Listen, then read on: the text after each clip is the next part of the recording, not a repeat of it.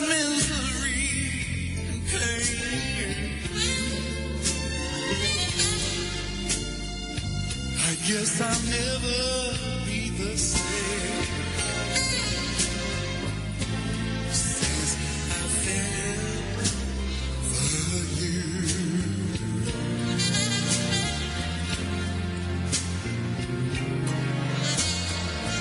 Well, it's too bad, and it's too sad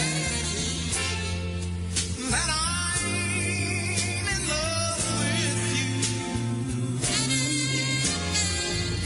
Well, you love me,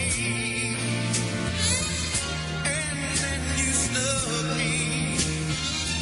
But what can I do? I'm still in love with you. I guess I'll never see the light.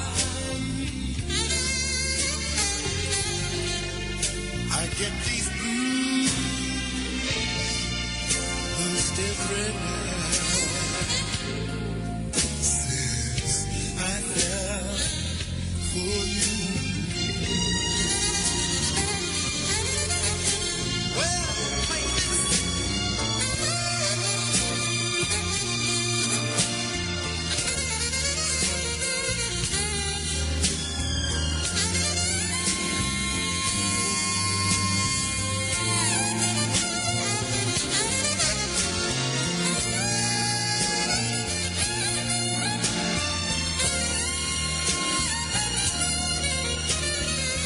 But what can I do?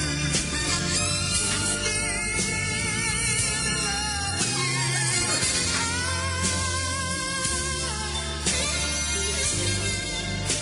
I guess I'll never see the light. I get these blues most every night since I fell for you.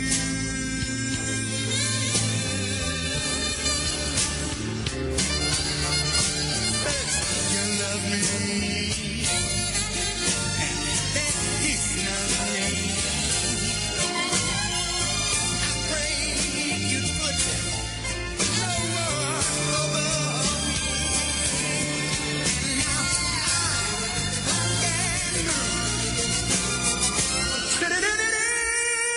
I fell for you.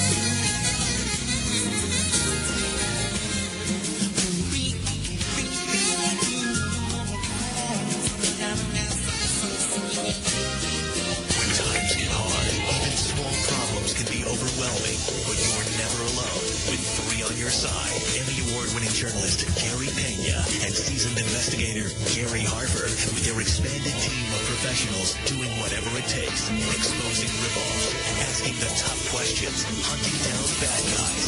No matter your problem, big or small, Lee on your side is there watching out for you. Lee on your side on 3TV. The Problem Solvers.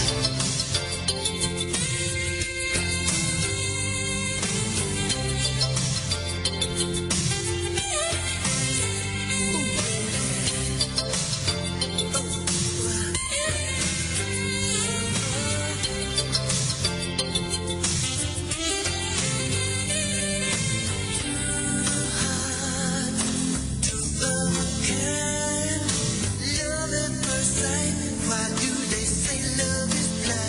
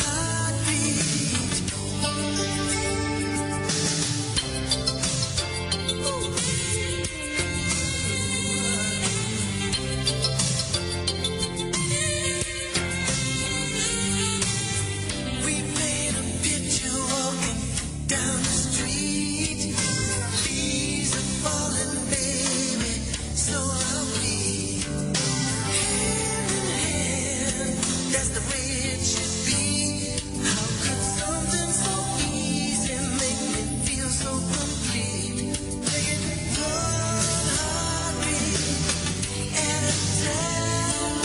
Close your eyes and let your soul unwind. Sooner or later, it'll all fall in line if we take it one heartbeat at a time. One heartbeat. Take it easy. Ooh, I want to feel your every emotion. Don't talk, and we'll be making love in slow motion. Slow motion, baby.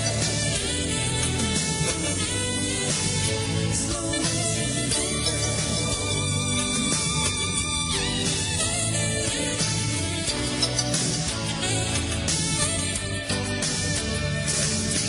One heartbeat at a time. Close your eyes and let your soul unwind. Sooner or later, it'll all fall in line. One heartbeat at a time. One heartbeat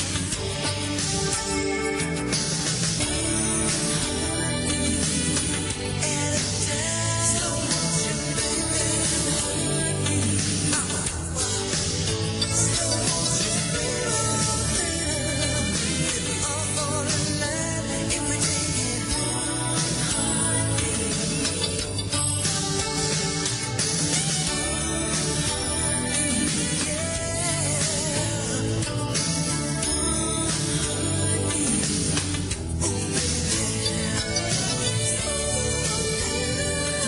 It'll all fall in line if we take it. If we take it at a time.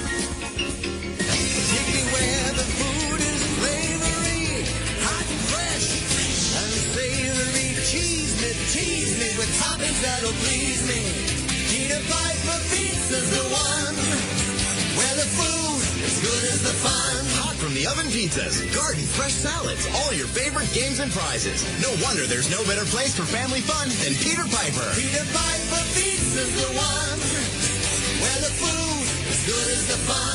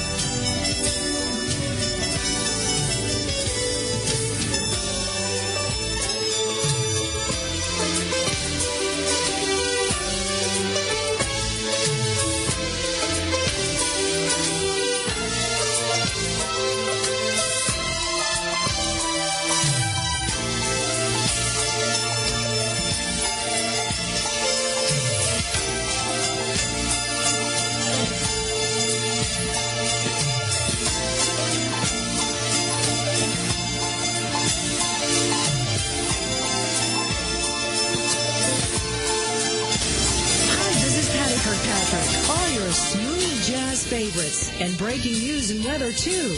This is The Lounge on the all-new azfamily.com radio, powered by 3TV News.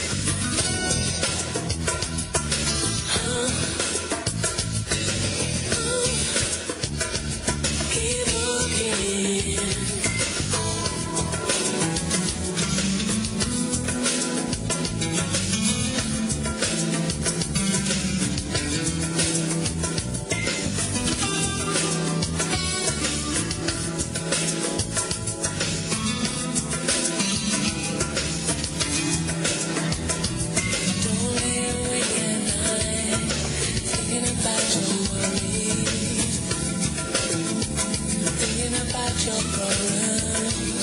Don't lay awake at night thinking about your worries. Keep looking. Don't lay awake at night thinking about your problems. Thinking about your troubles.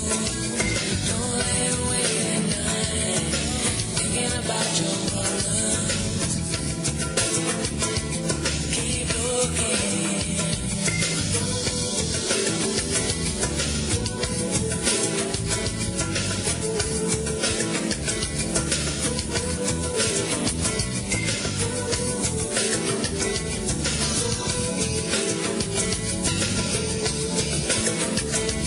Keep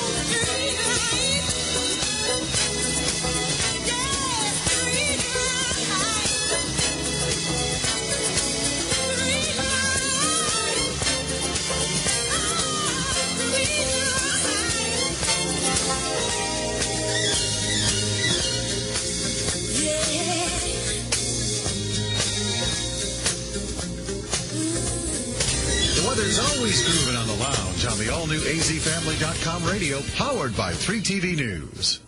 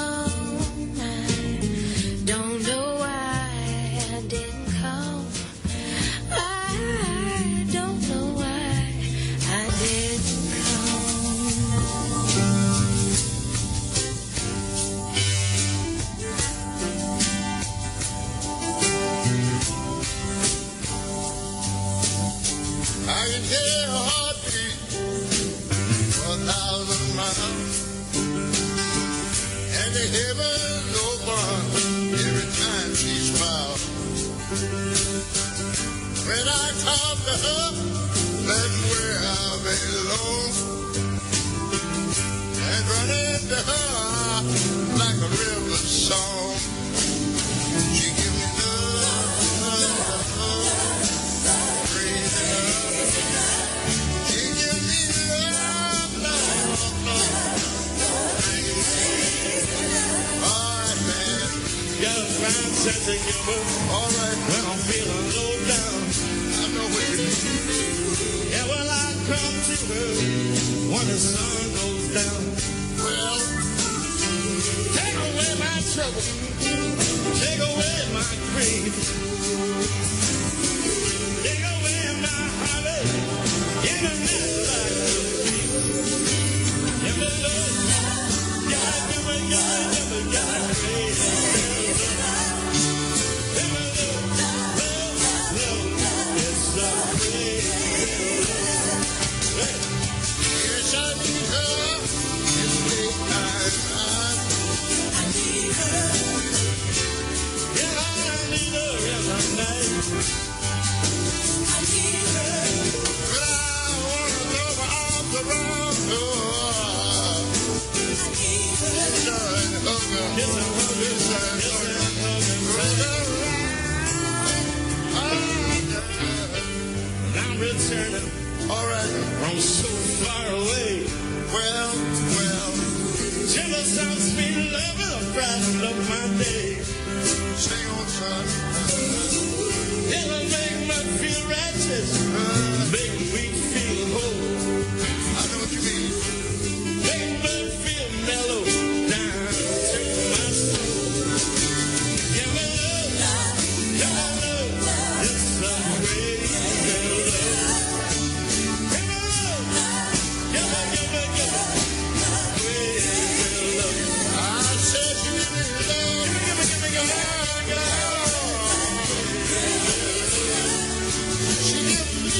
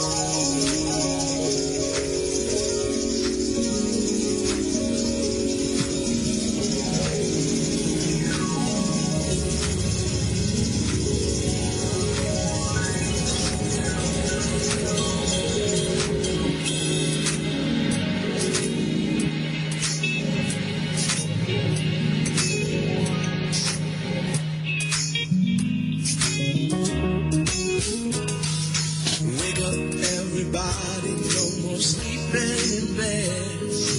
No more got for thinking, time for thinking ahead. The world has changed so very much from what it used to be. There is so much hatred, war and poverty. Oh, yeah. Wake up all the teachers, time to teach a new way. Maybe they can listen to what you have to say.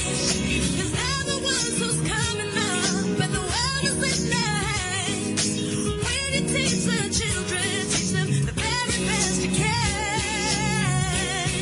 Oh yeah.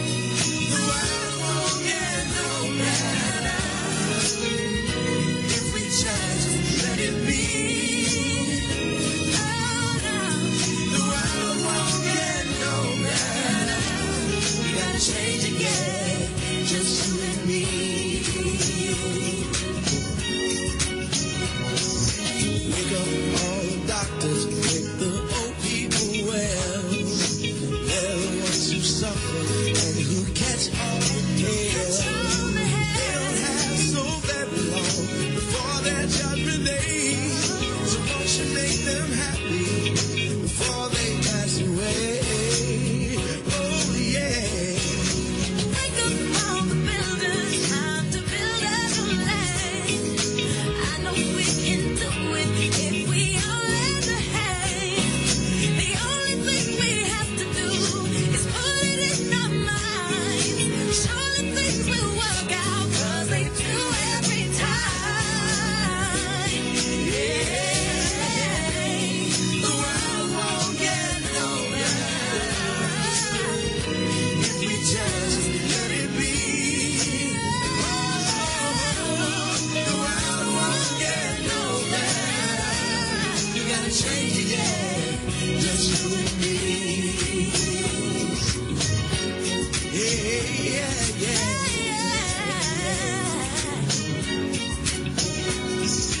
It's the God hour, the morning I wake up, just for the breath of life, I thank my maker. My mom say I come from hustlers and shakers, my mind building on skyscrapers and acres. He said take us back to where we belong. I try to write a song as sweet as the Psalms, though I'm the type to bear arms and wear my heart on my sleeve. Even when I fail in God, I believe. Read the days and weave through the maze, and the seasons so amazing. Feed them and raise them, seasons are aging. Earthquakes, wars and rumors, I want us to get by, but we more than consumers. We more than shooters, more than looters. Created in His image, so God lived through us. And even in this generation, living through computers, only love, love, love can reboot us. Come on, wake up, everybody, no more sleeping in bed. Wake up, everybody, yeah.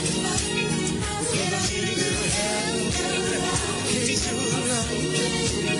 Oh, you little happier. Come on, come on, come on. I need a little happier. Can't do it alone. Oh, I need a little happier. Can't do it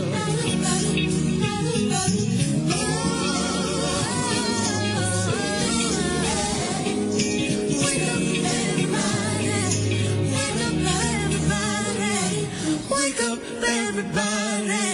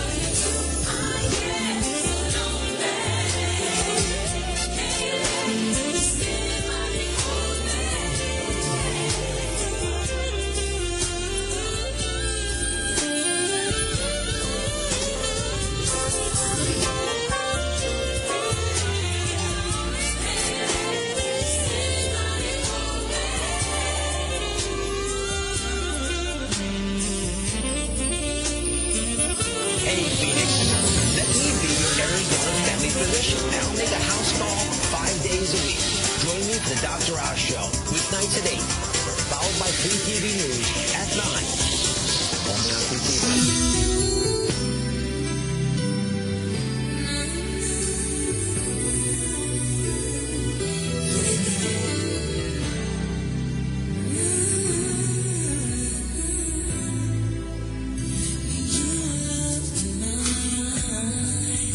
And I get emotional inside. I know it's crazy, but still can touch my heart.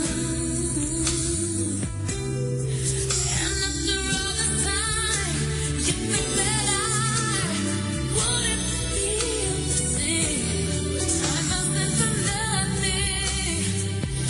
Nothing's changed. I still believe someday you and me will find ourselves in love again. I had a dream someday you and me will find ourselves in love again.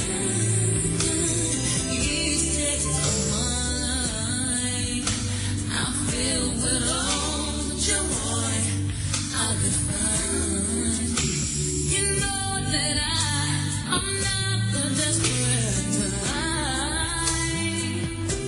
If there's one spark of love left in my mind, I'll hold it with both hands. It's worth the risk of burning to have a second chance. No, I need you, baby. I still believe that we can be together. No, if we believe that true love never has to end, then we must know that we will love again. I still believe someday you and me will find ourselves in love again.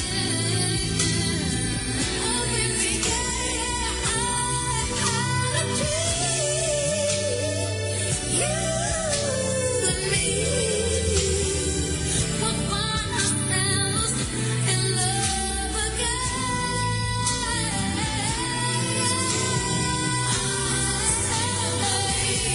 Baby, I do. Someday you and me should give me one more try in love again.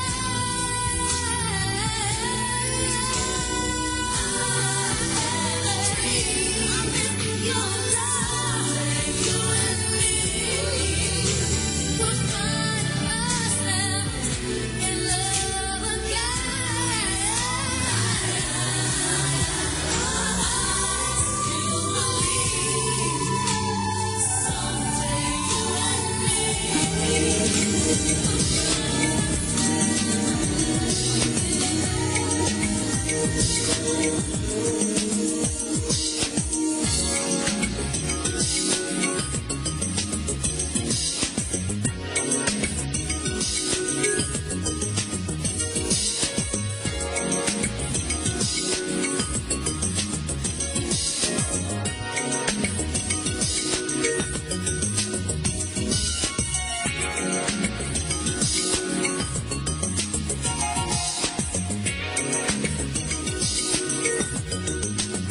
Yes.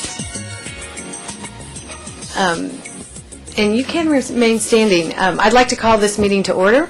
The redistricting trustee for the redistricting of the trustee districts for Tarrant County College. Going forward, this needs to be a very casual interchange. Most of you have met Mr. Tom Carr, who will be facilitating and presenting. I do have a question just on the process. First, I hope you all had a chance to review the plans. Do I take it that you all saw the plans? Mr. Carr comes here with a current study and presentation on where we are and where we're going. My question is, do you have an inclination towards one or the other plan, or can we let Mr. Carr just do his presentation and perhaps his recommendation? Any thoughts? Microphone, Dr. Morris, microphone. Well, certainly, I would like to have the benefit of his presentation and discussion. Okay. But was your question, would you prefer him discuss one plan or the other one? Yes, he probably has some recommendations for us. Do you want to begin with his recommendations, or do you want to massage the two different plans? With his recommendation would be my preference. Okay. Okay. I don't... Go for it. Great, thank y'all. Good morning, trustees and Chancellor. We have an opportunity today to modify our districts. This will be the fourth installment of the redistricting plans for the trustee district, the junior college district. Back in the mid-'80s was the first opportunity, then 1990, 2000, and we're in the 2010 census. As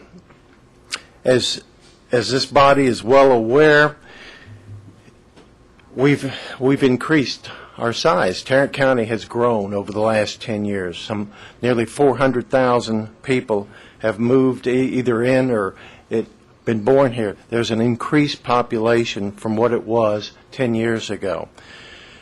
By state law, we have to look at our districts, our trustee districts, every 10 years after the census material or information becomes available to us, and make sure that our district, the population, the overall population, is within 10% of each other. And our existing trustee districts, as we've kind of discussed in the past, we have one of our districts with well over 100,000 bodies, Mr. Greenhill. He's going to suffer some losses today in this process. I know it's sad, but it's true. The ideal number now that we're looking for in each single member district is a population of 258,000 people, and roughly 433 after that, but 258,000 persons need to be in each single member district. And currently, we've got several districts that are below that number. District 1, District 3, District 2, and District 6 all need individuals in those districts. So that's what we're here today to do. Now, let me introduce a couple folks that are here with us. I've invited Mr. Jesse Gaines. Mr. Gaines is a longtime practicing attorney in this community. He is familiar with a lot of the individuals, a lot of the communities within Tarrant County, and we've got our engineers just hopping around behind him there. I'm fine, thank you. Anyway, I've invited Mr. Gaines to help and participate in this and give us a perspective. He's participated in this process over the years, over the last 20 years, and is familiar with the redistricting process. I've also, we have an expert, Dennis Harner. Dr. Harner is a demographer who I've used with this body in the past. He goes back at least to 1990. He's also helped redistrict Fort Worth ISD, Everman, and several other school districts in the state of Texas.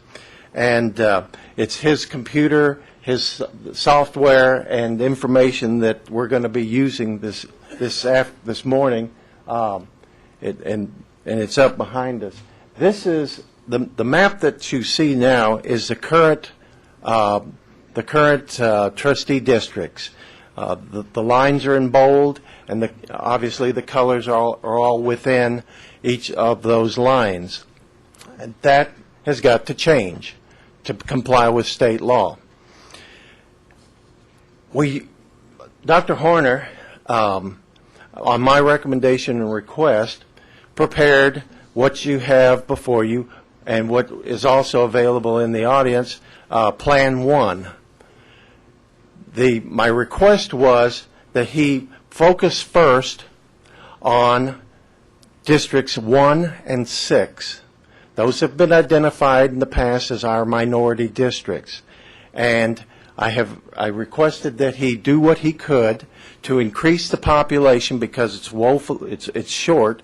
District 1, we need at least close to 40,000 individuals. And in District 6, we need about 30,000 individuals to comply with the law. So what he did was prepare what is before you as marked as Plan 1. I then got on the computer with him via his network, and Mr. Gaines was also at my desk at the time, and we did some slight modifications to Plan 1 and created what you see before you as Plan 2. And it is my recommendation, if you want a recommendation, and I think a few of you requested that, I think that Plan 2 is a good plan. It creates basically a strong Hispanic district in District 1, a fairly strong African American district in District 6, and then District 5 has a minority population, and the trend is, particularly on the eastern side of the county, that those numbers are trending up with regard to the minority populations. So very soon that could be a significantly minority district as well. The plan also has a great balance population-wise. I think the difference between the largest and the smallest is certainly under 4% and it's probably closer to 3%. Excuse me, on Plan 2. Yes, ma'am. So I'll entertain any questions. We can start with, if you want, we can start with the existing map and modify it if you want, or we can skip to Plan 1 or Plan 2 and look at maybe making some minor modifications to either of those plans, whatever. And we have, for your ability to help identify specific precincts, we have both of these maps. These paper maps, are the current districts. They were prepared by the Tarrant County Elections Office, and it's a little easier to see the specific precinct numbers if you have, and the neighborhoods as well. One of the advantages of the map that's on the website is that it has the cities that are involved, where they are, and vis-a-vis the border lines. And I called you tonight because I was having some difficulty with Plan 2 determining what's going on here. It looks like to me, a bigger picture-wise, and I don't have any objection to this, I just want to know what's going on, that it used to be that I represented half of Keller, and I think Joe represents the other half. It looks to me like all of Keller in Plan 2. Is it all of Keller in Plan 2? Well, one of our goals is not to split communities, and this is what I'm addressing. Is all of Keller now in District 2? Is that what I'm seeing? Yes, sir. That's okay. What you're seeing. You're seeing all of Keller. And half of is it more than half, or what's happening to Haltom City? I can't figure that one out. On Plan 2, most of Haltom City will be in District. In fact, nearly all of Haltom City will be in District 1. Okay, so part of Haltom City will be, I guess. Part of Haltom City has always been been in District 6, and I think Okay, that will I see, remain. I see, all right. Okay.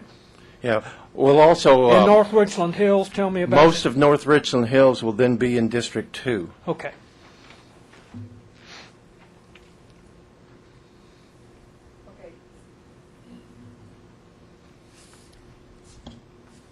See, I'm not able to get the intelligence from this map that you're getting.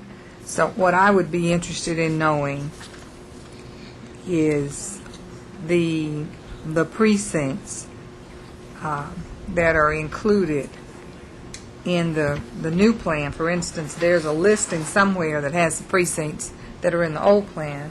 So I would be interested in knowing the precincts and the communities that are in the new plan and how they differ. Okay. For me, that you. would Yeah, provide that's a kind of what I'm saying. Well, I can address each district specifically. You want to start with I'd be with happy your to start with district? District 6. Yeah. I mean, no, it's only fair that you go with District 1 and work around. But I'm just saying that for what I need is, but go ahead and start with District 1 and just work through the process. Okay.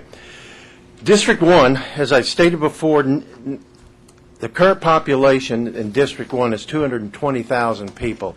Our ideal population is 258, so we've got to add some precincts to it. If you look in the materials that you have before you, there is also a map that identifies by shade, I think it's a green shade, our Hispanic population in Tarrant County. Yeah, what's called the guide. I'm not finding, Is it It's toward the back of the guide. Precinct Hispanic 2010? Is that Oh, the I map see. you want us to look at? Correct. Now, District 1, we tried to find adjacent precincts that had a heavier Hispanic population. If you look at this map, and Dennis, can we bring that up on the, You want to get Plan 2? yeah, pull up Plan 2, I guess. Take me a minute, so. Okay. go ahead. If you'll notice on the map that basically the precincts that we added, it's hard for me to. We went to the, and I'm not sure, I guess that's Lake Worth area. Let me look here on this map. Oh, okay, it's the Saginaw, near the Saginaw Blue Mound area. There's a Hispanic population over there that we added to this, to the Plan 2.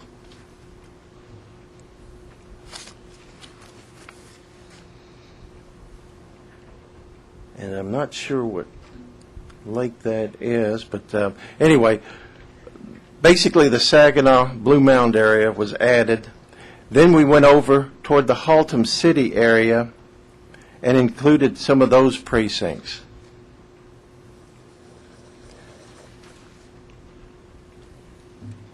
And that's basically the changes that were made with regard to 1. We did take out an existing precinct out of District 1 that's basically downtown. Let's see, right in here. It had a greater African American population, and we needed the best we could do, especially with regard to Plan 2, is come up with a little over 38% African American population in District 6. So we latched on to any adjacent precinct that had any numbers with that minority.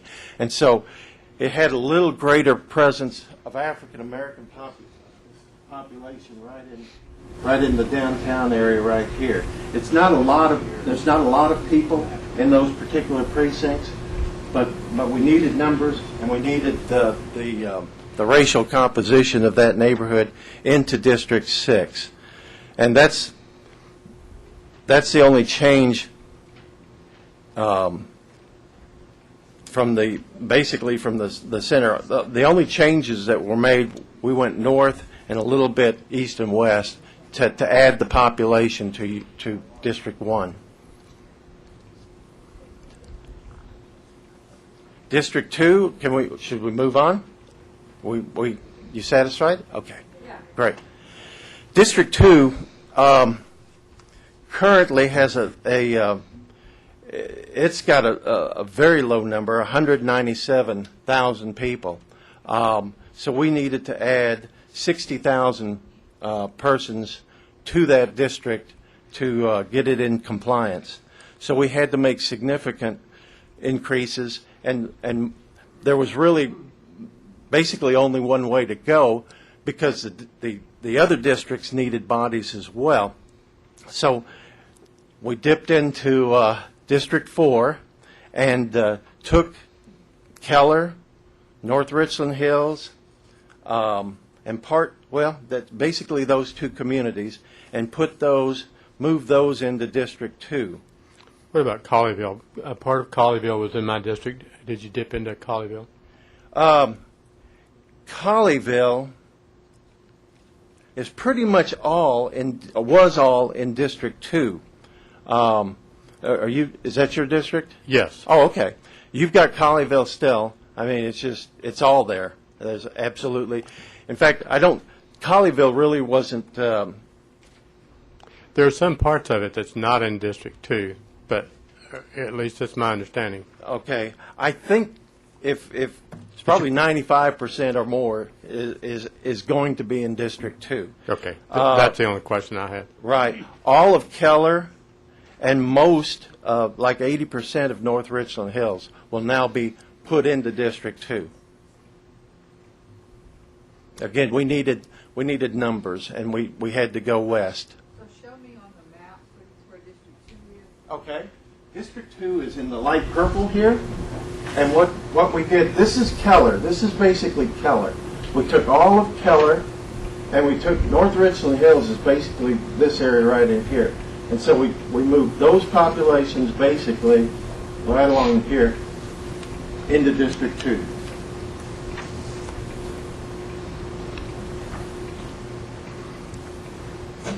Oh, District 3, we ready? In District 3, the current population is 220,000, so we needed roughly 35,000. Again, it needs some population. So what we did was we had to go, since 2 now has the numbers it needs, we didn't want to go north into District 2, so we basically had to go south. And what we propose in the Plan 2 is basically moving south here. Here's District 3 as it exists now. And what we did was we kind of tidied this up a little bit and pulled all of this into District 3. It does also include, I think, these two precincts and this right in here. But it's basically we had to go south to get the numbers, and so that's what our proposal was with regard to District 3. What's the most southern street that it hits? Is that, Who is District 3? Is that 303? Who is 3? Kristen. Oh, Kristen. Oh. It must be Arkansas. It goes out towards the lake. Right.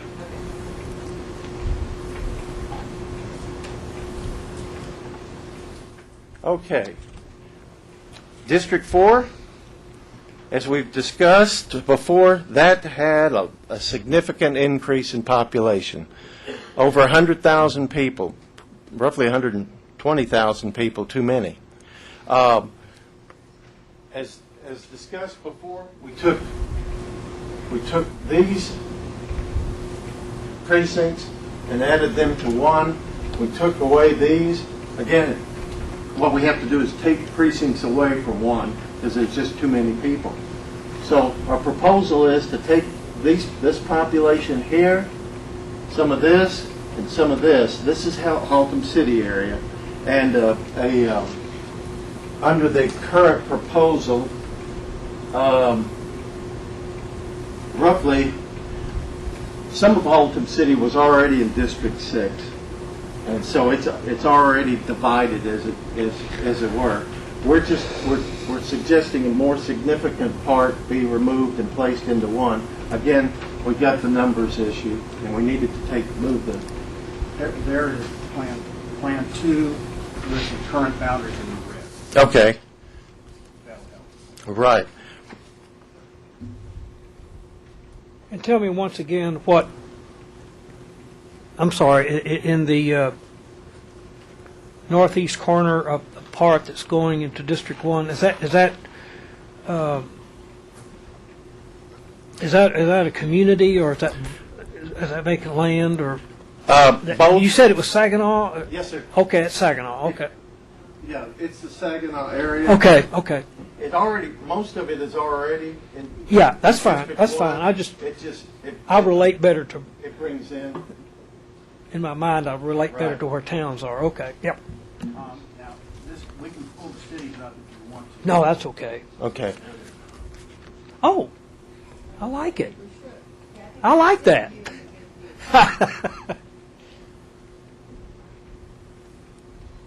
The Now, those are the current boundaries, not the proposed. Oh, those are the current boundaries, okay, I'm sorry. You can see that we can pull up the cities anytime we need to. You want to pull up the cities for that plan too? Yeah, pull up the cities for Plan 2, just for laughs, see what we're going on here. Oh, okay.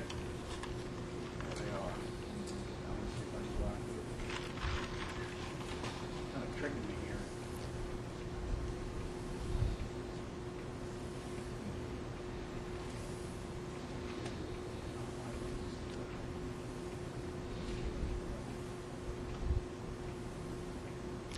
So, Yeah,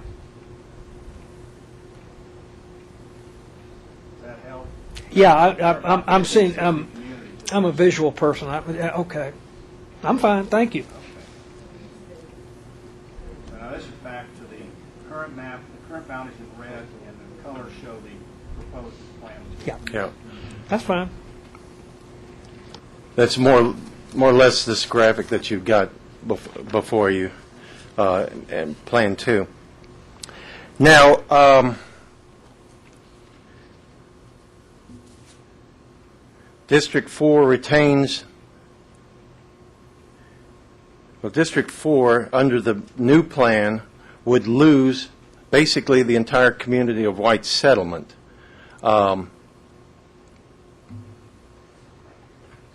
Which is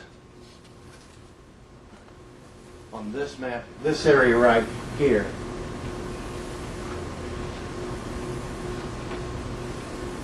You would retain Westworth Village and Westover Hills and Lake Worth, those communities. Azle would still remain in your district, Pelican Bay as well. Any other questions about 4? No. Great. District 5, where are you? Oh, way over there in the corner. District 5 basically encompasses, let's see, it had 297,000 bodies. So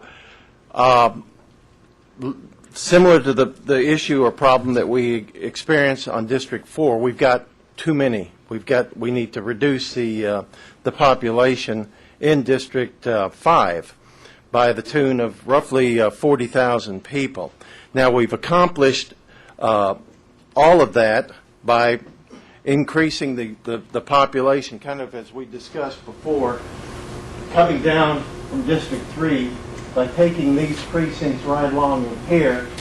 We've increased our number in District 3, which we needed to do, and we've reduced our number in District 5, which is what we needed to do. Those are basically the only changes to District 5. There are no changes to the east. It's just that northern line. We had to accommodate the increase in population for that for that district. Pantego drops back up into the other district.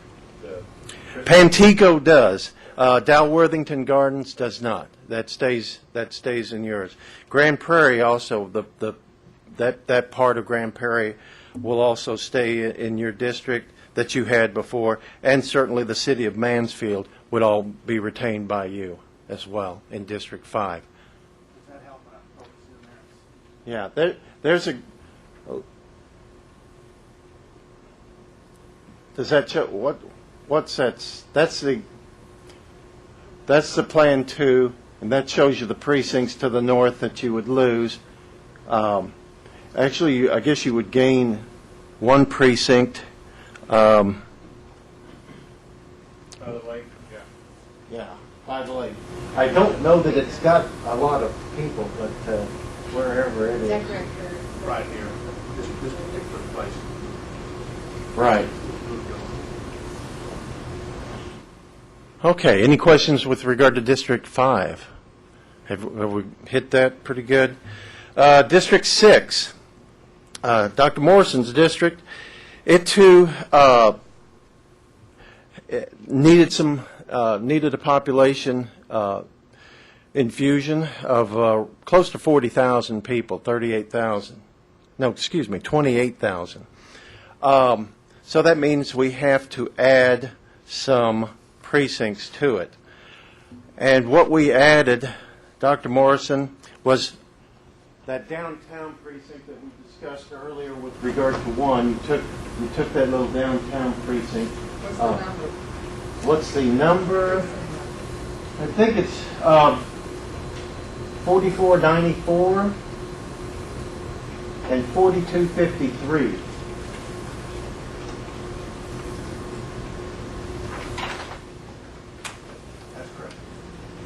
Then we also added, let me see if that's got any cities associated with it.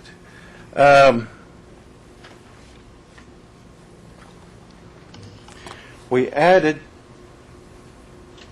south and west some precincts in this area right here. Let me read them off.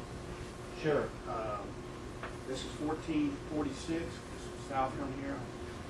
Next one's 1641. This third one is 1347. Fourth one is 1119, 1119. And the last one is 1265. Those, that's 5 precincts. Is that precinct, is precinct 1188, is that in my district or not? Did you add that? It's right adjacent to 1127, I think, on my map, on this map I'm looking at for current districts. It shows on here to be in another district. 1188 is currently District 7. Has been.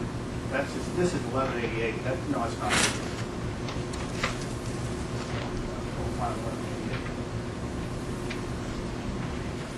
There's 1188 right there. That has been added to your district. Okay. Right Good. here. Right there at the tip of the lake. Okay. Oh. That makes sense. Where's 1188? It's in the, look on the screen. It's the one that's kind of blinking green up there right now. It's east of 820, straight out Ramey, across the street from the Opportunity Center.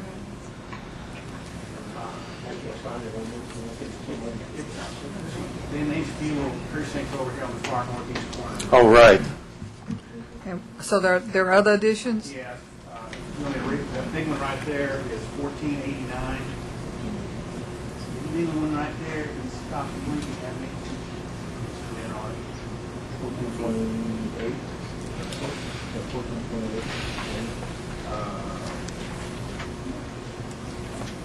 This one, big one here. That one's actually 1489. This one that wraps around. Is that by Cook's Lane? and 1604. Not sure. That's 1428 right there. And we've got 1490 there, and then the final north end is 1573. If I could just say, Dr. Marson. Come to the mic, please, Mr. Gaines. Thank you. Basically, the area that it would take in will be, I think it's called Bentley Village, Okay. the area, that's the area it would take in. Thank you. While you're at the microphone, Mr. Gaines, that area downtown that Mr. Carr mentioned earlier, is that Greenway? Greenway? Yes. That's Greenway, yes, okay. right. You know where that is? Mm-hmm. Yes, I do. Thank you. Thank you. So District 6 gained 13 precincts. Did we lose any? Did District 6 lose any precincts? Not that I'm aware of. No, that's, he didn't lose. This one right here. No, we gained that. I'm sorry. No, I don't see that you lost any at all. We needed to add some. Population. Yeah. Any other questions about District 6? All right. After District 7 basically had pretty close to the numbers. And so, let's see, after, right, they picked up some from 4 because you lost these precincts in here, District 6. So you picked up these precincts over here, which is basically the white settlement area that we discussed before. There are a couple south of the freeway there. Oh, wait, right. There are 5 of, I think there are 4 or 5. This right there. We'll kind of even that up a little bit.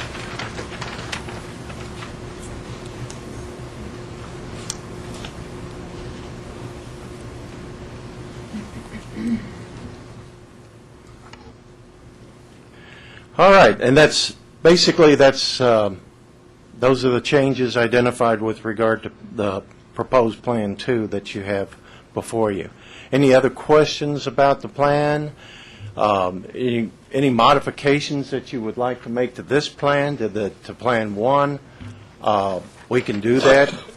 Mr. Harner, Dr. Harner's program will allow him to click on to those precincts and switch them over to a different district, or add them to your district, or remove them from a district, and we can then see the population numbers immediately. Right now, Tom, you have to work with Plan 2. You can't go back to Plan 1. Okay. So I have a question to recap. Yes, ma'am.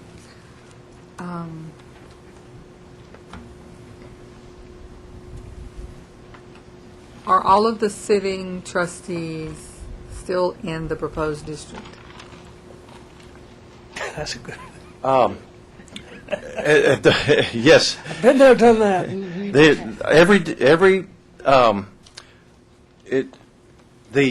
I had Dr. Harner for me.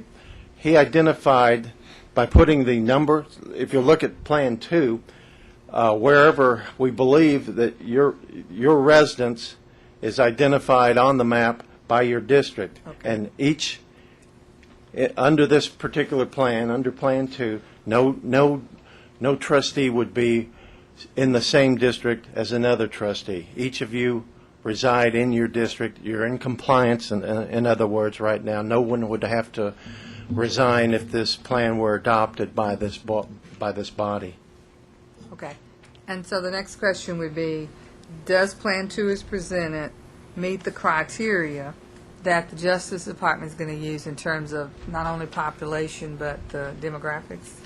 I believe so. It's my recommendation. Mr. Gaines, I'd like you to maybe address that as well. Get out of the way. Yes, Dr. Morrison.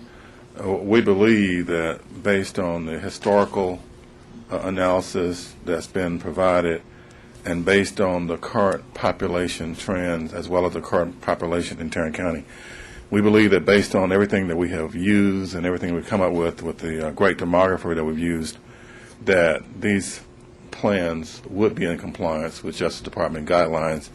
We do not believe there is any retrogression in these plans.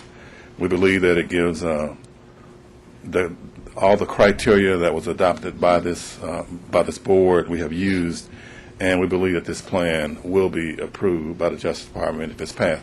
Obviously, we have to go through public comment with a listen to what the public has to say, and the public might propose some changes. It'll be up to the board to consider whether they want to adopt the changes.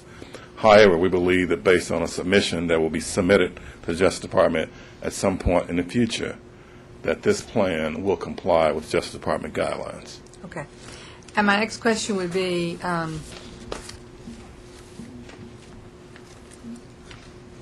do the existing campuses remain in the existing districts? I think so, but I can't have to. I don't know. The only one that I might so. not depends upon Right. where the line is Right. the Northeast campus. Right. And I don't know where, Yeah. because somehow we're divided.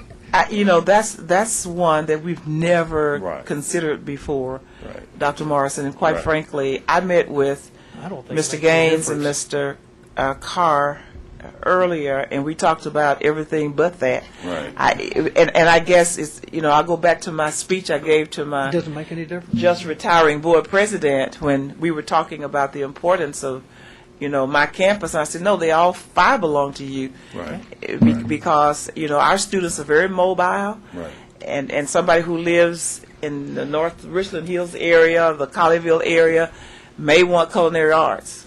Right. They're not going to get it on the Northeast campus. They're going to have to go to Southeast to get it. So we look at all of the campuses as being yours, every one of yours, even though, I'll tell you the one thing that's impressive to me, and I think the Justice Department will look at very favorably, and that is that this board, if you adopt either one or two, and especially two, you would have created the likelihood of an African American district and the likelihood of a Hispanic district. And then you've got 2 other districts, districts 3 and 5, that are majority minority people. And both of Mr. Carter's district and Mrs. Vandergrift's district, the majority of people who live in those districts are people of color. And Mrs. U3, right? 53.7% of the residents are Hispanic, African American, Asian, whatever. And Mr. Carter's district, 54.9%. And my understanding is the way the Justice Department looks at this, not only would we have made the effort to create 2 pretty secure minority districts, there are also 2 others that are there that people have an opportunity to run in and can't very well say, I can't run because you've created a district that doesn't allow me any opportunity to win. So I think it's an excellent plan, and I can't see, the lawyers can speak, but I don't see any reason why we would have any problem with this plan. Right. I have a question. Just for the white settlement is going to go into Louise's district and out of mine. Is that because I need to lose people, or that she needs to gain people, or both? Well, I don't care. I just because somebody might ask. Primarily, you needed to Lose. Okay. A lot of people. Right. Miss Appleman's district was ideally sized. However, we had to take some precincts from her district and put them in Dr. Morrison's district down here. So she lost. Okay. So it's just, I thought somebody might add. I doubt it. For every action, there's an equal reaction, an opposite reaction. That's by taking that, we then had to go somewhere else. And again, you have the numbers to give. It's strictly a numbers deal with regard to your district. And to answer Dr. Morrison's question about the campuses, I think there would be actually one campus. Dr. Lace identified the Northwest campus as being right in this location. That was in your District 4. Our proposal on Plan 2, it would then become part of District 1. But again, that's not really a criteria. Your students are free to, these are all your campuses, as our chancellor identified, plus our students, you have unique programs at each campus which attract, folks from the northeast to the south campus or to the southeast campus. Well, and I had asked that question because because of us trying to take ownership. But I just think we need to know the facts. And it is a question that I'm sure I wasn't the only person that at some point would have wanted to know. And although we don't vote on resource allocation by districts, I certainly feel that we should have an awareness of where the campuses are, because that gives us a better picture of the demographics that we're trying to serve. So, and I assure you that had two districts been in one board member's district, two campuses, then it might become an issue. But, the master plan was never like that. Because if you go back to the origination of the district and the initial planning, it was to serve all segments of the county. Yes, ma'am. And historically, we've done a great job of that. And I can foresee in the future that we'll do an even better job, as has been exemplified with the development of the Haltom City facility and the Opportunity Center, and we'll look forward to developing other centers in other segments that will go where the people are and where our services are needed. Dr. Morrison, that's an excellent point, because I think one of the things that we certainly would be aware of is those districts that don't have a campus, and whether or not there are opportunities for additional satellites like the Haltom City one. Absolutely.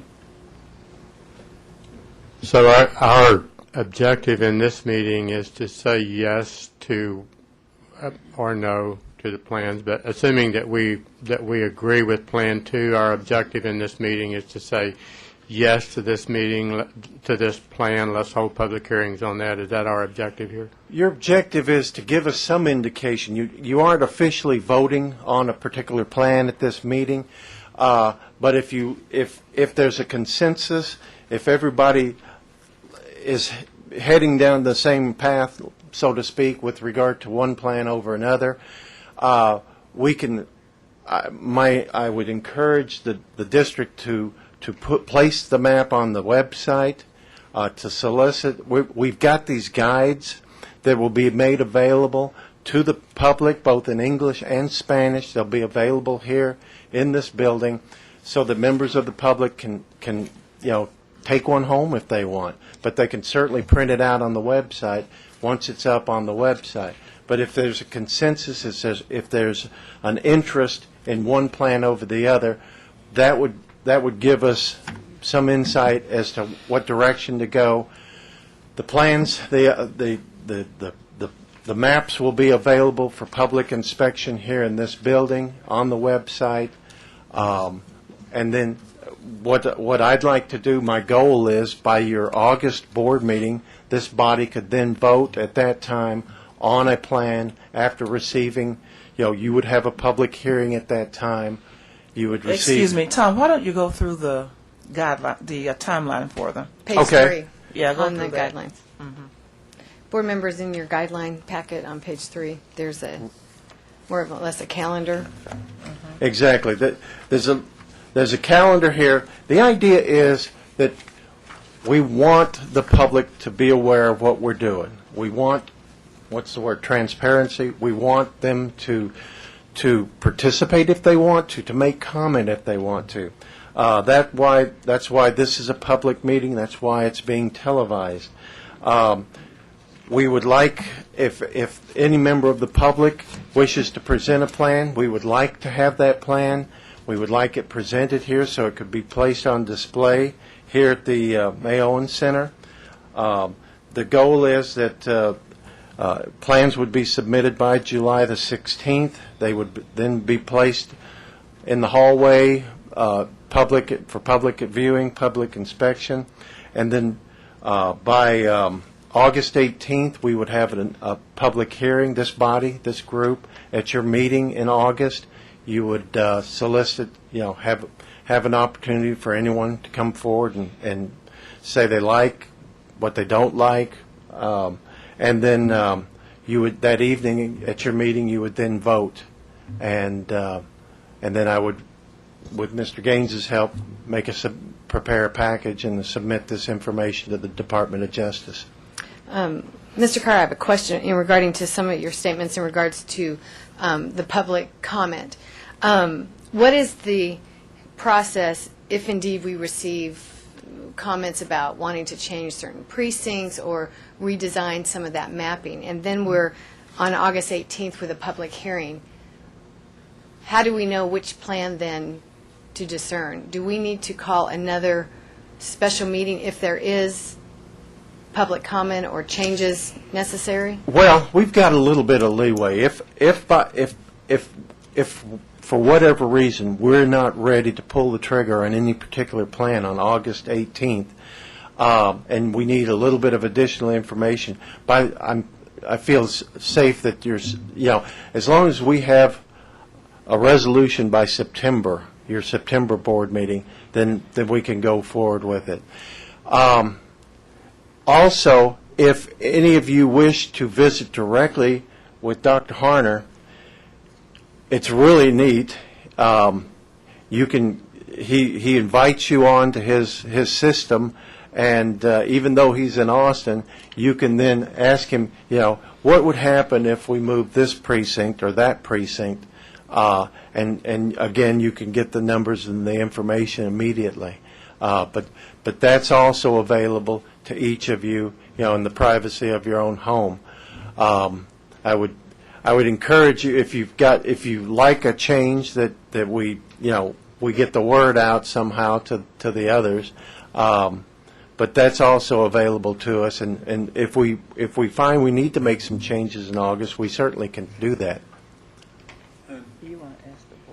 And I understand there might be 2 meetings in August. Is there 2 board meetings in August? Okay. There's only one. Okay. I'm sorry, Jesse, I was whispering to the president. I'm sorry. We have 2 meetings in August, yes. Okay. So that gives us also some more opportunity. There are 2 board meetings in August. Excuse me. Go ahead. Is there a possibility that we could do a transparent overlay of the proposed Plan 2 and overlay it over the existing districts and have that as a part of the display that goes on display here, as well as, we could, dare I say, campuses? Because then that would give a more visual presentation. And if it's not too much trouble, what I would like, I know I wrote them myself, but I would like to have in writing from you the districts, the precincts by districts according to the proposed Plan 2. Okay. Because what I actually, and others might be interested in the demographics of the specific precincts. There are people who take great interest and know the precincts make up very well, and they might be interested in that. And for my information, I would like to have the precincts that are being changed and their numbers according to the districts that they're being changed to. I think we can get that for you pretty quickly. Tom, I'm looking at the 2010 population data where you have the Tarrant County precincts. I'm sure you can run that by precinct, by place number, by district number, rather than just, you have them now in numerical order by precinct. You could just run that by the district number. Yeah. And that will give Dr. Morrison what she's looking for. That'll be the first part of what she's looking for. And then the second thing, she wants to know demographics of the precinct. Okay. Right. And that's there. I'm sorry. We can do that. Yeah, I'm Okay. saying, I know that I could pull it out, so what I was asking you to do for me is to do what she said, for you to do that work. That'd be great. Yes, and specifically with the emphasis on Plan 2, is that, Well, since that's the only Yeah. plan we discussed, and since that's your recommendation, and since you're the expert and you spent all this time studying it, I'd say let's stick with Plan 2. sounds great. Well, and based on Dr. Morrison's commentary, does everybody agree with that thought process going forward with Plan 2? Okay with me. Okay. Turn your mic on, please. We have in essence eliminated the need for a second committee to be appointed and engaged. We have just acted as a committee of the whole. That's true, yes. In addition to Dr. Morrison's request, which I think is an excellent one, and this might be not necessary for the public unless they're interested, but do you have the number of registered voters based on the change? Is that, No, we can give you over 18, the age, but we don't have the registered voter information. We can give you Okay. the total numbers in each district, in fact, each precinct, of over the age of 18. Can't we get that from the elections administration for the precincts, and then we just total it by the proposal? Yeah. You can get a tape from the voter registration for $1 or something like that. I mean, it's not expensive at all in a database, and then you can sort those down for yourself. And within that district, within that record, it has the current district that they are in. So then all you have to do is, just move that? yeah, and it's very easy. I mean, even I can do it, and I've only been in computers for 30 years or something like that. Hopefully, in the last 10 years, it's increased, is my point. Right. That's another piece of information that would give us full confidence prior to casting our vote, and I think it would be helpful. In addition, Mr. Carr, I had one other question. In regards to the public comment, changes, or questions that you may have regarding Plan 2 or any other questions, would you, Board, prefer those comments or questions be directed to Mr. Carr, or to Irma, or to myself? Ms. Carr. Okay. Everybody settled with Mr. Carr? Okay. Yes, I think they should go to Mr. Carr, but I would like for him to keep someone on this side of the table aware of the conversation that's ongoing. I think that would be helpful and healthy. What might happen is that if someone's interested, they'll email me, and what I plan to do is email you, and we can share information. My only concerns, we don't want to run astray of the. I know it, but if I get the information, I'll meetings. just keep it. That's what I Right. can do. I mean, that's fine. But, you're right. It needs to be public comment. Now, we're talking about questions and all that kind of thing, and Well, my reason for wanting any inquiries to go to Mr. Carr is because if someone, has to say, well, I don't want my precinct here, I don't want the precinct there, he's in a position to know what would happen if the precinct's removed. And that's what I was thinking about. Sure. And I think it's, you keep tallies on what the public comment to you is, and perhaps in a discussion with that person, come to an understanding of why the trustees are looking at Plan Number 2 versus something else. Okay. so in other words, if I get an email from a constituent for whatever reason, I'm going to email them back and say, please refer your question to you. That's what I'm trying to do, is set up a procedure for me to get you the information if they want to talk to you. So, Sure. okay, that's what I'll do. I'd be glad to, yeah. Also, since we did have the conversation about the specific campuses and basically all our facilities, that would be nice to have, to know, especially where the Northeast campus lies at this point, but just for informational. Still in your district? Oh, it is? It's still in, So it's all the same. in your district in 2 cities. It's already split. Part of Northeast Campus is in North Richland Hills, and part of it's in Hurst. I don't have a clue which part is in which. Nor do I, but we can, yeah, we can identify on each map either by a star or with its name or whatever. We can locate that and have that printed out, made available to everyone.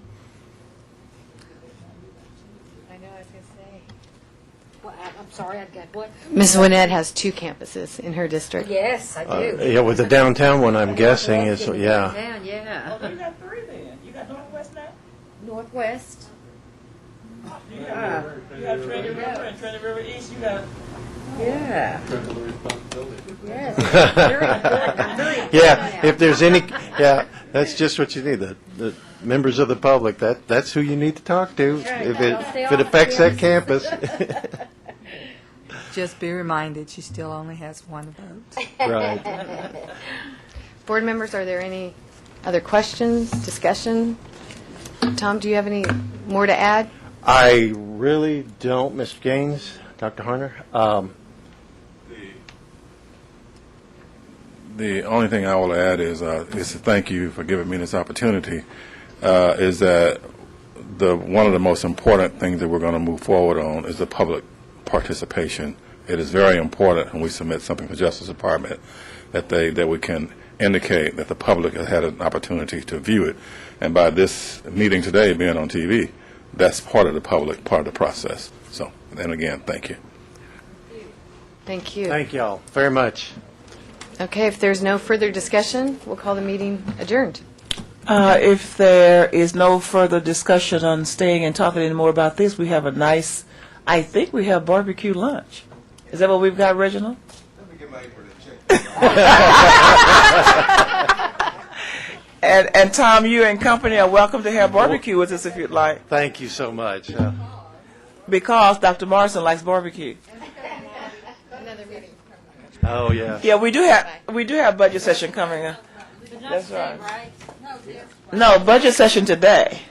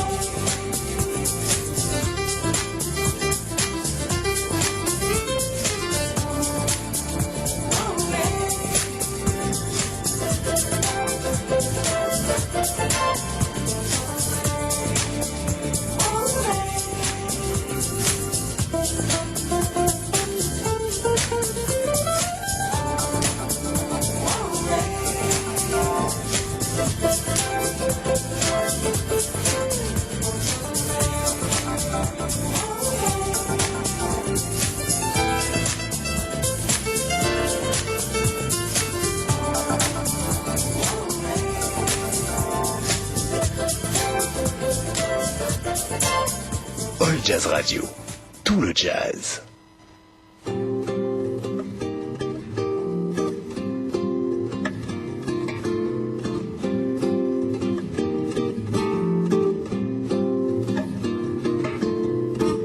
Être heureux, c'est plus ou moins ce qu'on cherche. J'aimerais rechanter et je n'empêche pas les gens qui sont bien d'être joyeux.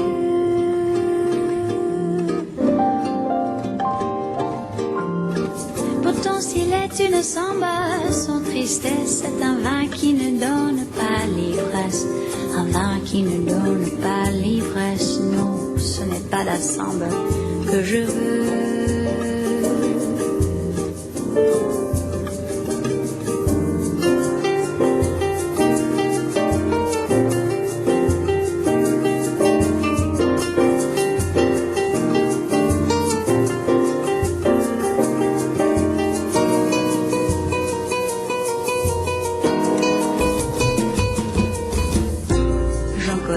La chanson incommode, d'autres pour qui ce n'est rien qu'une mode, d'autres qui en profitent sans l'aimer.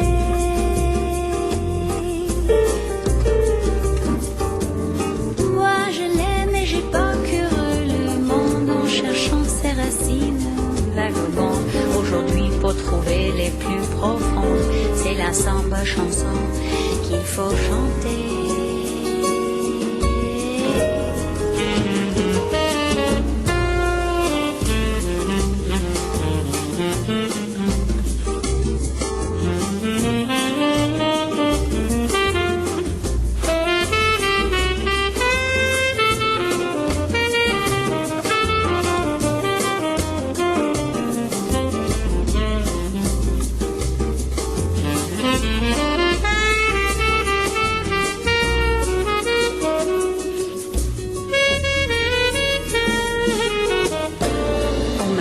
Qu'elle venait de Bahie, qu'elle doit s'enrhumer sa poésie à des siècles de danse et de douleur.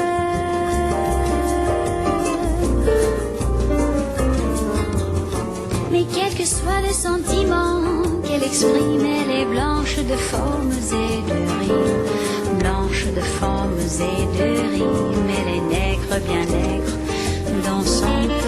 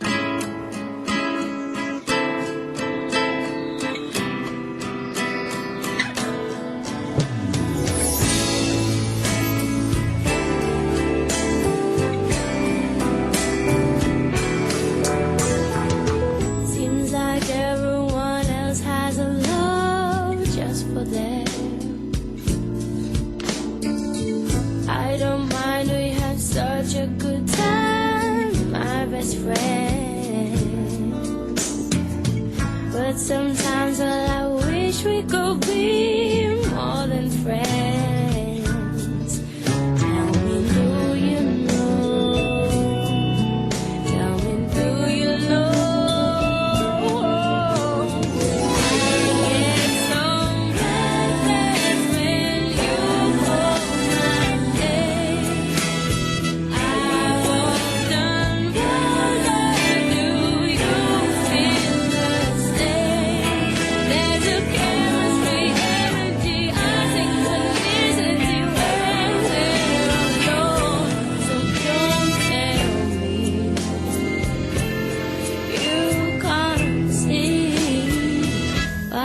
Thinking of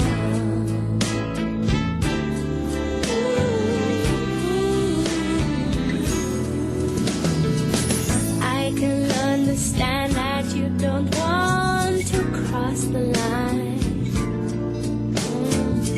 and you know I can't promise you things will turn out fine, but I have to be honest, I want you to be mine. Tell me, do you know? Tell me, do you know?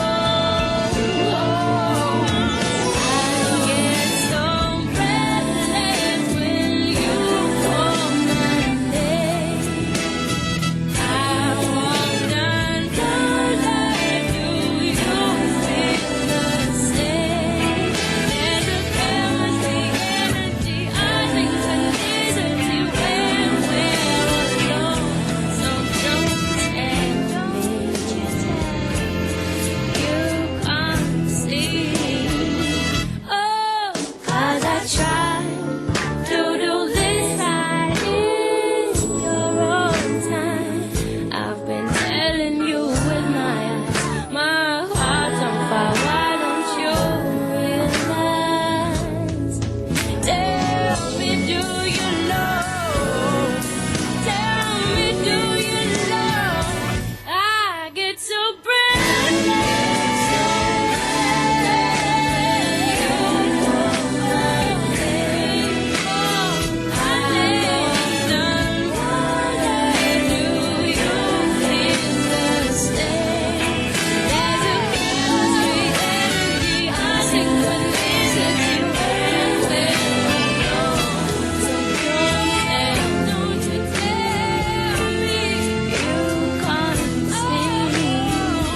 what I'm thinking of.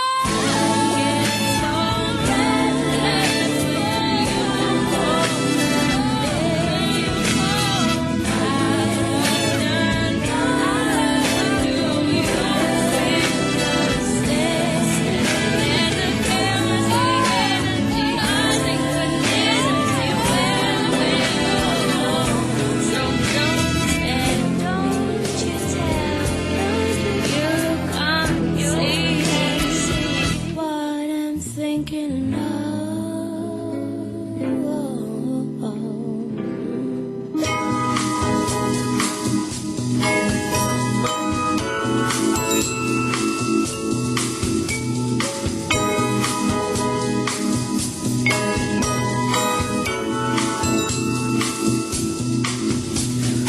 I know there's been something on your mind that you won't show.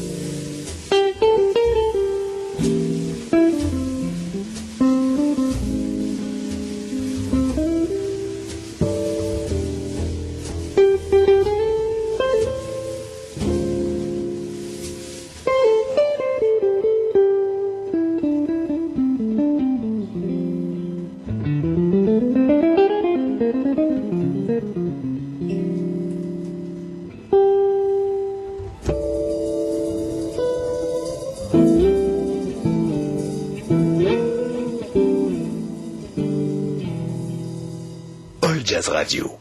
Tout le jazz.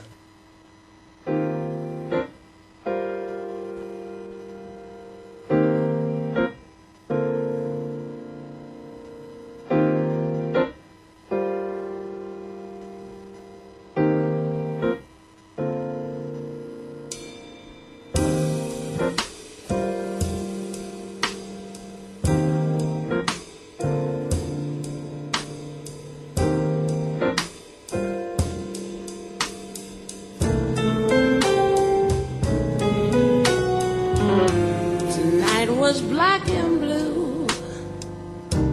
This overcoat won't do. It's falling all apart.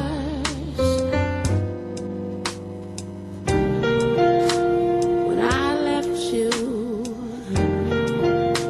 I must have left my heart. The walls are tumbling, my feet are stumbling. I'm all alone in the dark.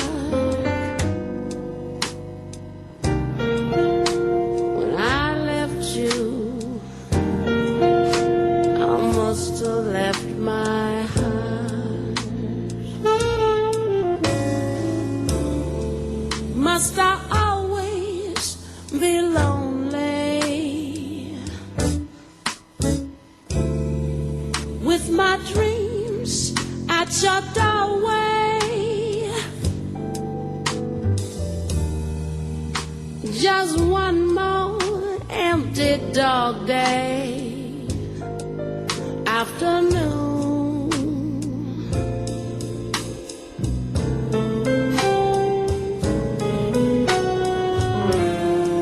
Shall I run to your door and stay forevermore? I don't know where to start. When I left you, I must have left my heart.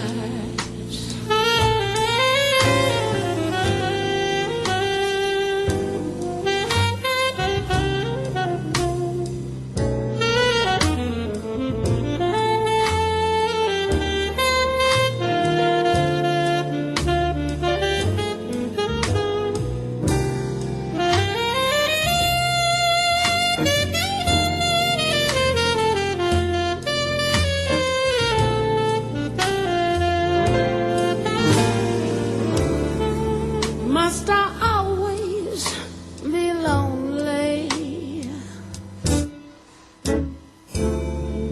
with my dreams at your doorway?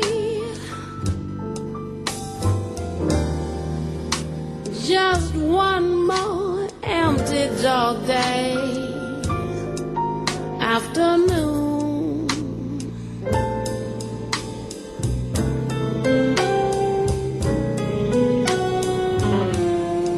Shall I run to your door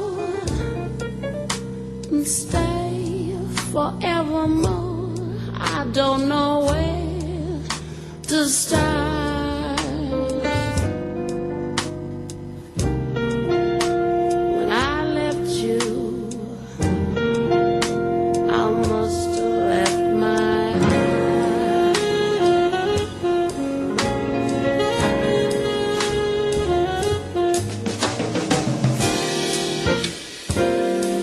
Somewhere down the line, I must have left my heart.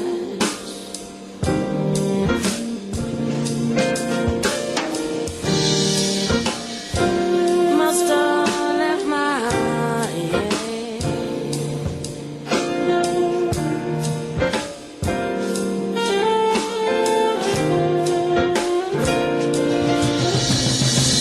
Was a tumbling, my feet are stumbling,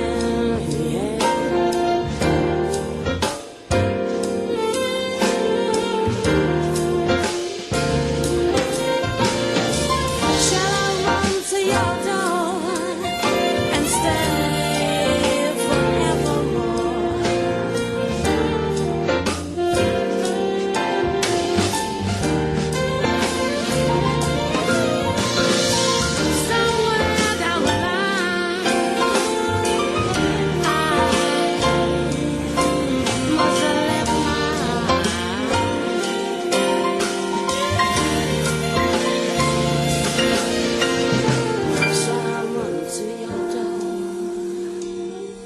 stay forevermore.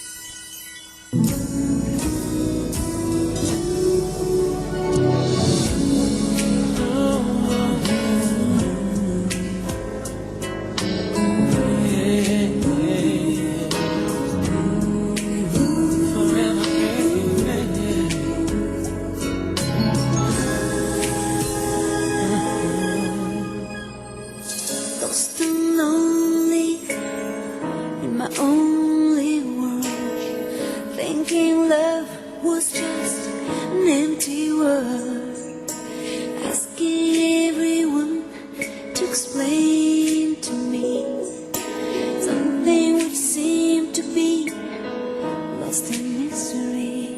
It felt so odd, so strange to me. Lights in the dark. The budget workshop, this gives us, we talk a lot about killing two birds with one stone, and today we've killed three. We had a board meeting, we had a... And 7 board members. With 7 board members. And filled 7 board members. Had a redistricting workshop, and now for a budget workshop, and this is workshop number 3. Thank you, Ms. Card. I'm trying to make sure I count right for you, especially. Workshop number 3. Happy now. You happy now? Very good. Like I asked the graduates, are you happy yet? That's what I ask them always. Are you happy yet? So that's good to know that you're happy now. This is budget workshop number 3. And we're very pleased to bring you an update on where we are with this. And I'm going to start with the legislative update. I've already talked a little bit about the bill that's the rider that's on the governor's desk, and we don't know what he's going to do with that, but and we'll keep you posted on that. But I want to talk primarily about funding and that kind of thing as it relates to Tarrant County College. So the first slide there, you will see and this is all proposed. Again, the governor has not signed the bill. This is proposed, and this is what we think it's going to be. We have pretty assurance at this point that it's not going to be more than this. We don't think, however, that it'll be in less than that. But you can see that the base funding for the next biennium, 2012 and 13, so 2011-12 and 2012-13, would be $100,687,287. And so you would divide that by 2, and that would tell you how much we'll get for each of those 2 years. The recommended funding on the base was $103.5 million, but you can look down at that bottom note and see that the $100 million is reduced from the funding for last biennium of $105,940,741. So everything is trending down. It shows an increase from $100 million to $103, but when you remember that you left $105 on the table, so it really isn't an increase. But you'll see it reported that way, that we're getting an increase in funding, but actually it's not an increase at all, it's a decrease. Yeah, the formula-based funding is based on your enrollment, yes, sir, per student. And then on the next slide, you have what's happening with us with the group health insurance. And again, these are preliminary figures, but we are pretty much guaranteed that they will not be any higher than this. Currently, for this year we're in, the base was $20.2 million. The recommended funding for the future is $13.5 million. In addition to that cut, we're being asked, and I don't quite understand what this is about. Nancy Chang or Mark McClendon might be able to explain. I can never get my head wrapped around why we're asking to give back 1% of our payroll. I don't understand why they didn't just cut that out of the recommended funding, but they didn't. And so when Nancy and Mark stand up, maybe they can tell you, because they could never explain it to me. And I want you to understand, yes. But it's a cut. It's an additional cut is what it is, but I don't know why they're doing it this way. Nancy, do you explain now why they're doing it this way? You have to come to the microphone. You have to come to the microphone to say whatever you say. You don't have to say that on the microphone, Nancy.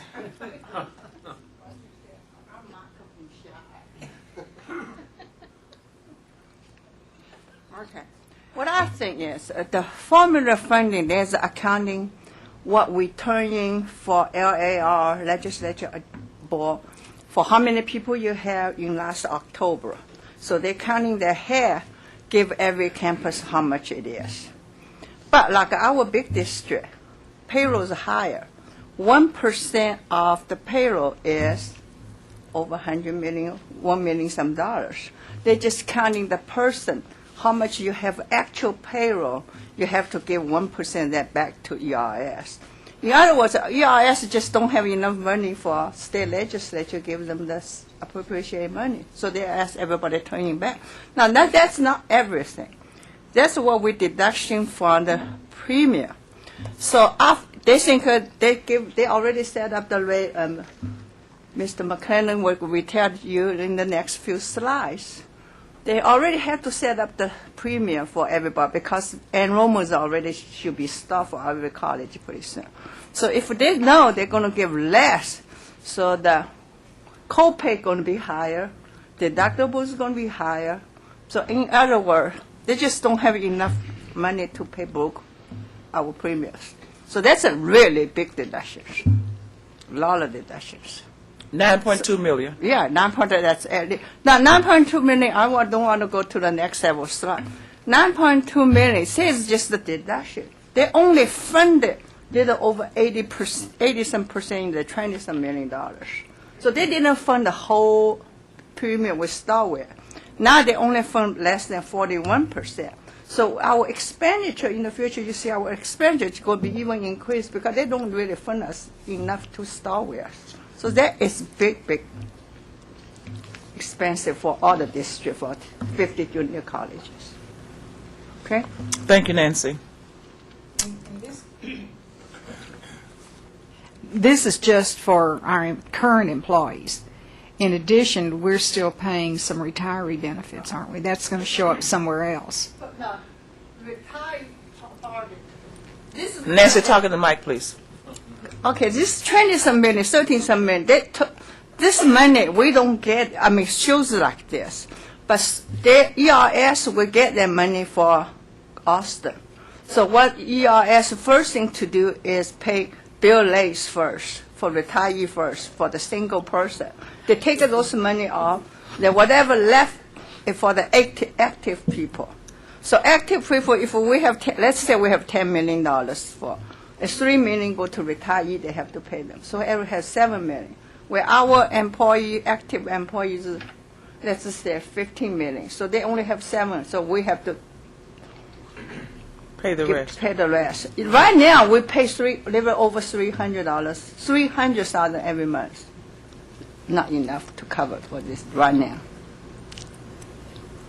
Thank you, Nancy. Yeah, one of the things I forgot to mention with that Austin conference, we were talking about a lot what they call kicking the can down the road, which is that basically they didn't do a 2-year budget. They did an 18-month budget.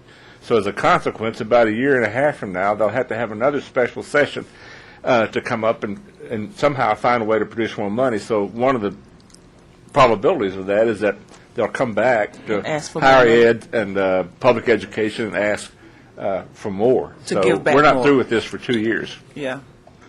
Absolutely. You know, they did that last year. They came back and asked us to give back money.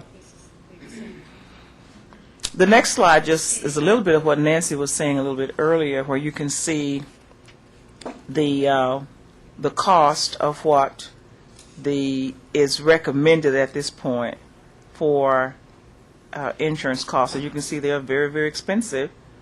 If you go down to member and family, $1,275, with the member paying $418.64. Those rates don't change a lot, but we'll be talking about how that affects Tarrant County College and our employees in the next session of the budget presentation for you.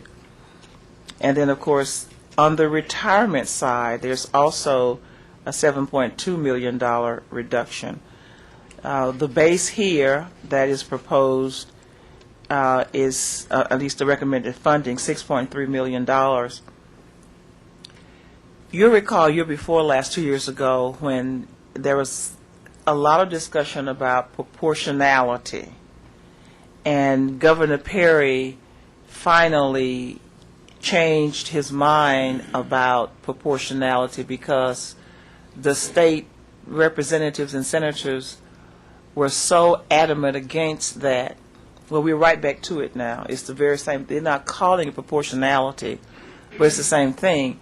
The state is saying to us, in essence, we're giving you $100 million, 51 whatever, over each year, and we're going to pay benefits only on that amount. So it's the same thing. It's the exact same thing. So at this point, we're looking at $7.2 million that will come out of Tarrant County College's funds. The retirement contribution that was previously recommended by the 82nd legislature would be the base, but it's ending up that this is not the base because it was calculated on the actual payrolls, and this now is calculated on the contribution that's made by the state. Y'all understand the difference? And that's pretty significant. The other thing that's changing for employees who are in the optional retirement program. Employees who come to work here have an option when they sign on to work. They can join the Teacher Retirement System of Texas, or they can join an optional retirement program where they get to choose the company they use from among the ones that the college has vetted and approved to do business with the college. Most of the professionals in higher education over the years have chosen the optional retirement plan. Unless they came here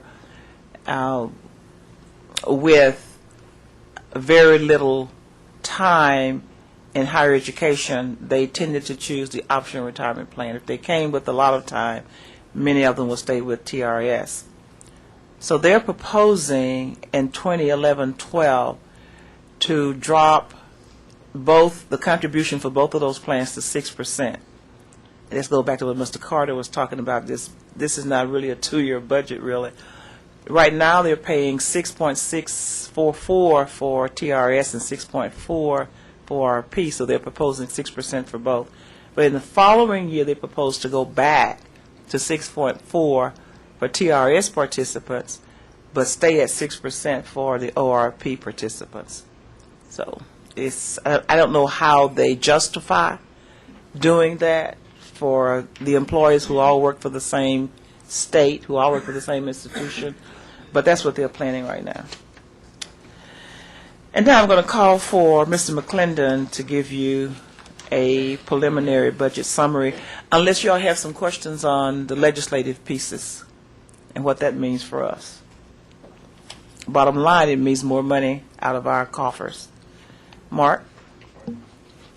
Thank you, Chancellor. I want all to realize that before we go into that Tarrant County College this is just a personal assessment before we go into it, is in a very good position. And when you're in a good position, You need to look at all your board members and people who previously set the governance of pay-as-you-go. So I think this board should be very happy to the position that you presently have. But let's go through the numbers, all right? Okay, we're going to compare the budget. What we do on the revenue side is we compare 2011 to 2012, and we'll tell you what's the increase or the decrease. As the Chancellor mentioned, when you look at state appropriations, you're seeing an increase there. But that real increase, if you looked at it, it had been reduced by, if you remember, the 2.5 and the 5%. So while it is showing an increase, we just caution you that it is on a reduced base from the 81st biennium. On the maintenance tax, if we look at, right now we're saying that it's basically, we believe it to be flat, and the chief appraiser will certify the tax roll on July the 25th. So we are also going to, on the further slides, we will also be talking about the other taxes, but which will also pertain in July 25th. We'll be able to know that too. It'll also express. If we look at the credit hour tuition, we are showing a slight increase of 2.1 mil. If you look at the non-credit hour tuition funded, it's a little decrease of $750K.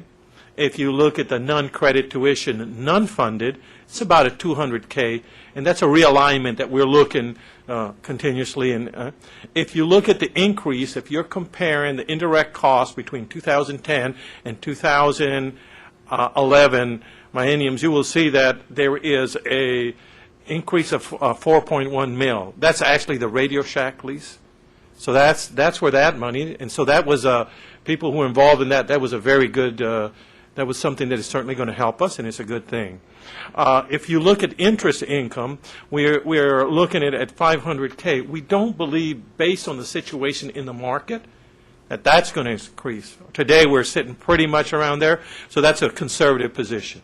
All right, if we look at the designated reserve, which right now we are reducing it to about 7 mil. 7 mil will probably cover the retirement incentive, but our reserves, we typically maintain a 3 months reserve, and that's what, from operating costs, and that's what allows us to have a AAA rating. That is the best rating. I know that we're not looking for future bonds, but should we ever do, you want to maintain that is a good standard rating.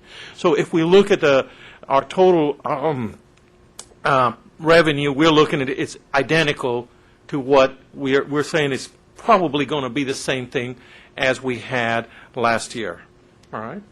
Any questions on that? All right, we'll go to the next slide. Now, in addition, when we have growth, what we do is we go out throughout the district, and all areas of the college actually ask and present what are their increases. And we're being asked right now, we are still deliberating and talking about, there's about 1 mil increase throughout the district, all the CALS and all the campus, about 1 mil. Our operating increase is about 5.9 mil, and our district and our technology is about 2.4. So increase over last year's expenses, it's about 9.4 mil. All right? Okay. Now, let's talk about, this is probably a good slide we'll take it slowly, and let's talk about what are some of the budget issues there. Well, first of all, state appropriations from group health insurance and from retirement contributions will be significantly reduced. In the previous slides, we told you formula funding was going to be about 2 mil extra. Our health is going to be about 9 mils less, and our retirement is going to be about 7 mil. All right? Now, we know insurance premiums are going to increase. We know that the state legislator, this is what it said, is we have to go and allow people to go ahead and increase it, and they pass that plan on to ERS, and ERS can work on that and say, well, listen, this is what we are all, maximum we are going to contribute, so the other part, they're going to work with employees. District operational costs, we just told you, we're estimating about 9 mil. So the total new budget request, we're saying it's about 20 mil. Any questions? All right. Yes, ma'am. The 9 million is 9 million more, the increase in operations? Yes, ma'am. That would be the increase in operations. That's that 9 mil right there. Okay. And For a total of 20? Yes, ma'am. If you take a +2 for formula funding, you take a health of -9, you take a retirement of -7, and you take an operational of -9, that equals 20. All right? Of additional funding that we would need from last year, ma'am. All right? All right? Good. All right. Next slide.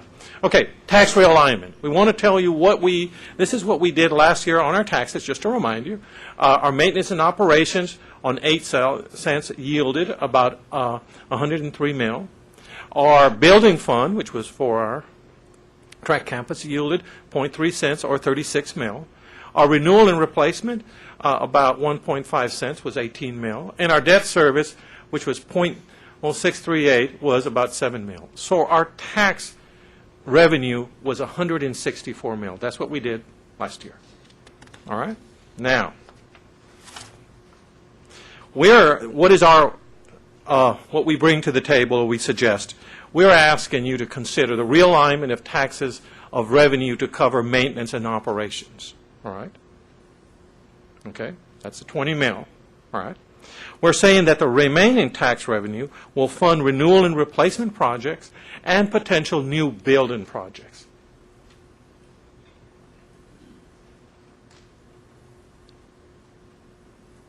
All right? Yes, ma'am. Okay, so you're looking at the first slide we saw at the 164 mil. You want to go back to the slide? Go back to would you like to Where go back renewal and replacement is at 18 mil will now become 38? No, ma'am. What happens if you look at the building fund? Okay. We want to realign that number right there. That number. Okay, yes, that's ma'am. where I was. And we're saying we have increased requirements of 20 mil. Right. And then the remaining of that would be sent to renewal and replacement or new building projects. That's what we're mentioning. All right? Okay? That's a consideration, and we certainly want to hear your feedback and your thoughts, ma'am. Okay? Now, let's go to the potential new projects. We're looking at the South Campus Energy Technology Center. We're looking at the Northwest Campus Alliance Aviation Education Center, Northeast Campus Center for Visual and Performing Arts, and the Northwest Campus Firing Range, which we brought that proposal and showed it to you. We're saying for this year, we're projecting for the 2011-2012 year is to spend about $15 million in that area. All right? Any questions or? And why is the firing range not on our printed material? I'm sorry? The firing range is not on our printed material, but it's on the... Oh, I see, it's up there. Okay. I'm sorry. That was. I'm sorry. I apologize. That okay. that slide is incorrect if it's not on there. So, but that's correct. So That is correct. we'll just slide. pencil I it in. apologize, Mrs. Appleman, and thank Well, you it's for pointing probably that my out. fault that it's not there because it wasn't there to start with, and I asked them to put it here, even though you had already been aware of that and we had talked about it. I just wanted it to be here because these are all pretty big projects, and so I wanted it to be thrown in the mix. So didn't get on there, but it's there. All right. Now I would like to ask my colleague, Ms. Petty, to walk us through the projects. Thank you, Mark. Good afternoon, Chancellor Hadley, Board of Trustees, and staff and audience that's watching today. I'd like to take just a moment to recognize a couple of staff members that are here with me. I always say it takes a village to do these things. Mr. Kirby Chadwell, who is over all our capital improvement projects, planning and development, Gary Prather in the back, who oversees our facilities, and Ms. Margaret Letton, who does strategic projects for this, and these are all strategic events. Do you want to just click ahead? The first project, Energy Technology Center, and I've got about 7 slides here, so this shouldn't take too long, but stop me. I welcome questions if you have any as we go through. This is, again, at the South Campus. We're in the programming phase, and it's just been completed with that in May of this year. And we worked very closely with our faculty users who met with our architects to discuss the space needs, any adjacencies, specialized labs, This is a really, to remind you, this is a really exciting program for us that really supports our HEART program. And what HEART means is heating, air conditioning, and refrigeration technology. And it's grown significantly over the last 10 years. And we've outgrown our existing facility, and that's why we're doing this. And once our nursing program moves out of the South Campus, this program will be one of the top programs at the South Campus. There's 5 new programs that are going to be introduced when this building's complete. And I'll just go through those with you. It's the Industrial Commercial Technology Program, the Active Solar Technology Program, the Wind Generation Technology, and the Oil and Gas Technology, and the Building Operator Technician. You heard about all this in previous. I'm just trying to help you remember what this program's all about. Nina, let me interject that not only have those programs exceeded the capacity of that building is in really bad shape. Oh, absolutely. It's really bad shape. Really bad shape. Yes, it is. So that's, again, another part of it. We will be, when this building is built, we'll be the only educational institution that teaches industrial commercial technology in HEART, the name of the program, located within a 500-mile area. I think the closest other one is in Garden City, Kansas. So this is exciting for us because we'll be sort of a premier program. So again, if you look through the slides, we're right now negotiating for full-service design. That should be complete in 30 days. And that will take till about April of next year. At that point, you see, we'll be seeking your approval for construction costs. So you've approved that we're doing the design phase already. So we'll come back to you in June of next year to talk about the construction cost on this. And then again, we're exploring some exciting partnerships. And Chancellor, I don't know if you want to talk about that. Yes, could you talk about that? Well, yes. As a matter of fact, I have met with, I'm not sure, I think I'll say it publicly. They didn't ask me not to. But Reliant Energy came to talk with me at my invitation, and I suggested that they might want to partner with Tarrant County College District on this building, and that if they gave us enough money, I'm sure the Board of Trustees would consider naming it the Reliant Center for whatever. And they were very interested when I said that. Reliant also has what they call a smart house. They have one in Dallas. I haven't seen it yet. We're going to go over and take a look at it. And I said, oh, well, would you like to build a smart house on our campus as well, since you don't have one in Tarrant County anyplace? And they said, wow, that's another consideration. So I think they may be considering doing both, giving us money to help with this building significantly, as well as building a smart house. The way they build it just shows the house of the future and all the things you can do with technology. So we think if we could get one of those on our campus, that would be wonderful. And in the program. And by the way, I'm working with them through our foundation. Yeah, that's right. In fact, we have a meeting Monday, Chancellor, to revisit with them and give them sort of the whole outline of it. So we're excited about that. We have in the program, I think Margaret would help me with this, like a smart apartment. It's not really a house, but they got excited that we were doing like a mini version of it already in the program, and that's when we got talking to them about it. So this would be, I guess, a separate sort of house that would be built on the campus. And of course, as we explored the last board meeting, we have plenty of land to do all kinds of exciting things out there, so we could actually pull our smart apartment out and build a house. I also mentioned that we're really looking at platinum for our LEED, and LEED means Leadership Environmental Education Design designation for that building. So, and that's the top designation for LEED, so we're excited about that. So, unless there's any questions about the energy technology, I'll move to the Alliance Aviation Center, Shelley.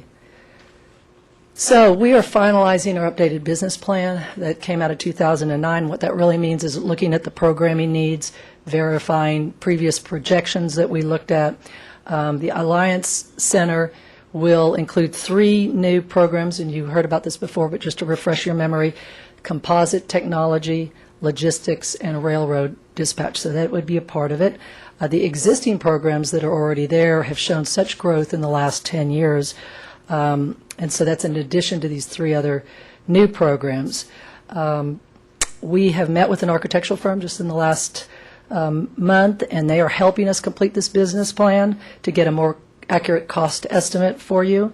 Again, to remind you, the building will include a hangar space, but it will also include classrooms and aviation maintenance program. It will have special lab spaces to accommodate the new programs in the railroad technology and logistics. And the building will have a taxi way to the runway at Alliance Airport.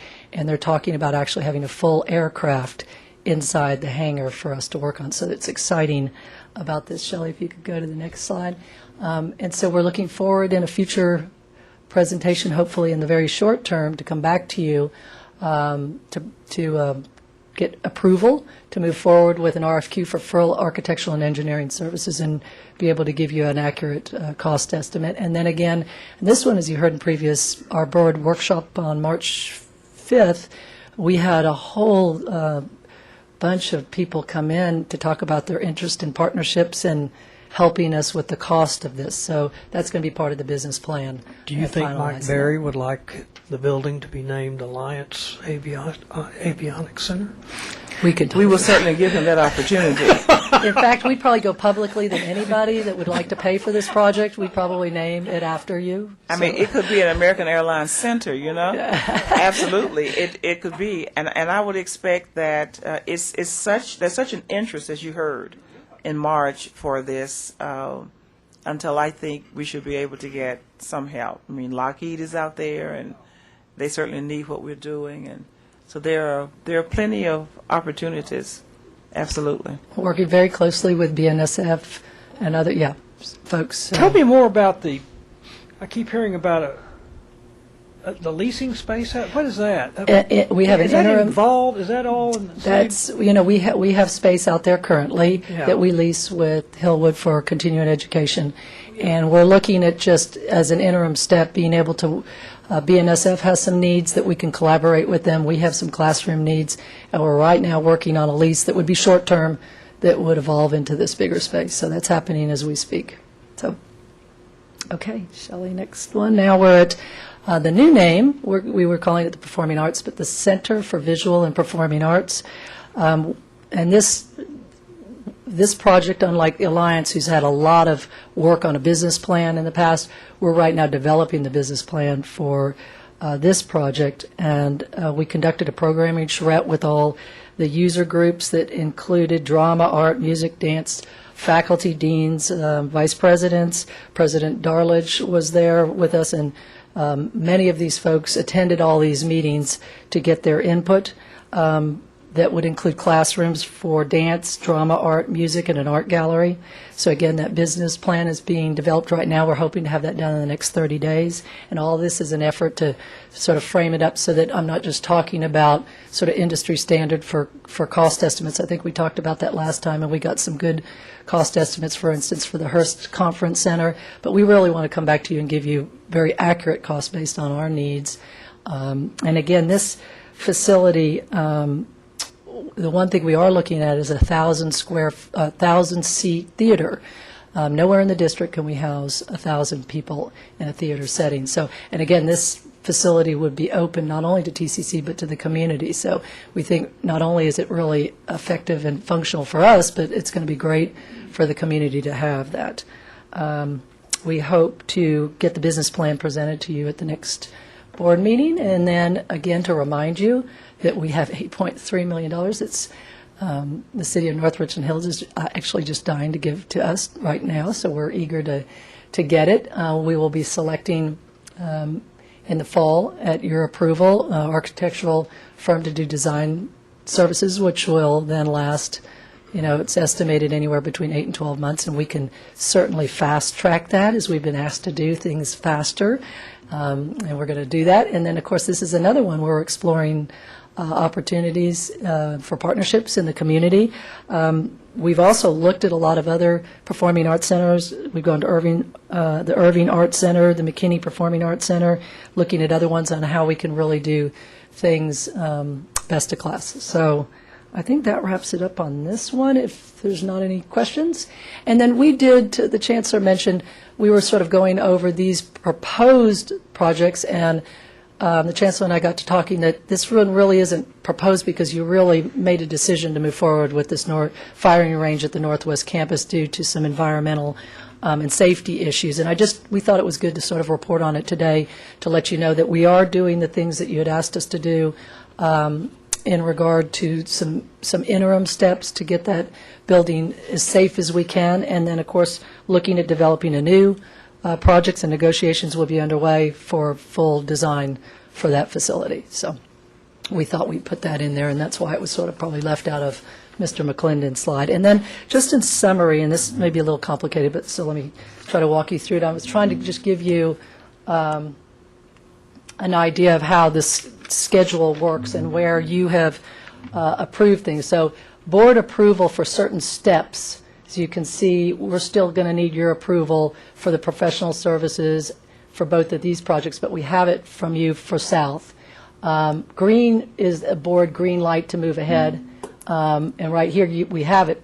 You've given us the green light to move ahead. I'm looking at these as all proposed projects. But then we've come back to you at certain steps where there's money that needs to be dispersed. The red is what's completed, so let's just take the South in summary. We've gone through most of the work here. This one's probably the furthest along, so we're moving into the programming, schematic design, and construction documents that I said was going to take you to April, and then we'll come to you in hopefully June of 2012 and ask for approval for the construction costs here. Northwest, because this kind of started and then stopped, we're going back and kind of looking at our business plan and getting back out, but you've given us the go-ahead. We'll come to you to get the go-ahead for the professional services for that. And again, go through this process that our chancellor has asked us if we can figure out a way to speed up a little bit, because normally industry standards is that this phase here takes about 8 to 12 months, depending on the scope and complexity of a project. And you can do things faster. Sometimes that costs you more money, so we'll be looking at those things on each of these projects. And then again, where construction would come in, we'll come back to you. And here we are at the Performing Arts. This one, we're still working a little bit on the business plan, but we think we've made a lot of progress in the last 2 months, and we'll be coming back in the short term. So that's in summary. These three, I didn't put the firing range on there in this one because we really feel like that's a little bit of a different process since you've already approved that one to do. And that concludes my part, unless there's any questions. Ms. Vandergrift? I'm trying to figure out, you say we've given you the go-ahead for the Northwest Alliance Aviation Center? You've given us the go-ahead to pursue the business plan. So we would have to come back, Mr. Carter, and get approval to move ahead with the It's a lot of professional money. services. That's right. So you've only, all you've done is told us to pursue looking at these proposed projects. And then we'll come back to you with costs at this stage for you to say, okay, we're comfortable with what you've told us to move ahead with professional design fees. And that's why I really felt like this slide was important, because I wanted you to have some clarity of, because sometimes you get, now what did we approve? And I know that happens, and we have to constantly go back and say, okay, what specifically was approved? And this clearly shows you what you have approved and where we're going to be looking back to you for more approval with more costs, so that you're not approving something based on an industry standard square footage, price per square footage. You're coming back and we're saying this is what it will cost. Nina, I had a question similar to Mr. Carter's. Just to clarify, the $15 million that we're talking about to cover these really is the initial professional services cost. Absolutely And then right. the next budget next year will be the construction cost. That's exactly right. So we're not moving any dirt. Actually, we may not spend the 15 million if you decide, if you get to that yellow egg up there that Nina has on the paper, if you get to that yellow at Northwest Alliance and you say, no, we don't want to do this, then we won't even spend that. That's right. So that's where we are. But I do want you to start thinking about, because one of the things we've had a lot of discussion about is how much is realistic for us to spend. You can build whatever. You can build something that is functional and you can get by with it, or you can build something where you can grow into it. There are all kinds of ways to look at it.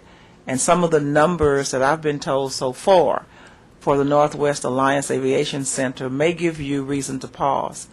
Or you could do it, you can also phase things. So what you can see is here's what was provided to us, an input of where it could be, and then you could decide, well, we want to do 40% of this, and then phase it based on the needs. Absolutely. Well, if we're going to build, the Alliance Aviation Center to the scale that I've heard recently, it would absolutely be phased, and that's what I said to staff. I mean, and I don't know how you phase in something like that. Maybe you don't do a runway or you don't do something else.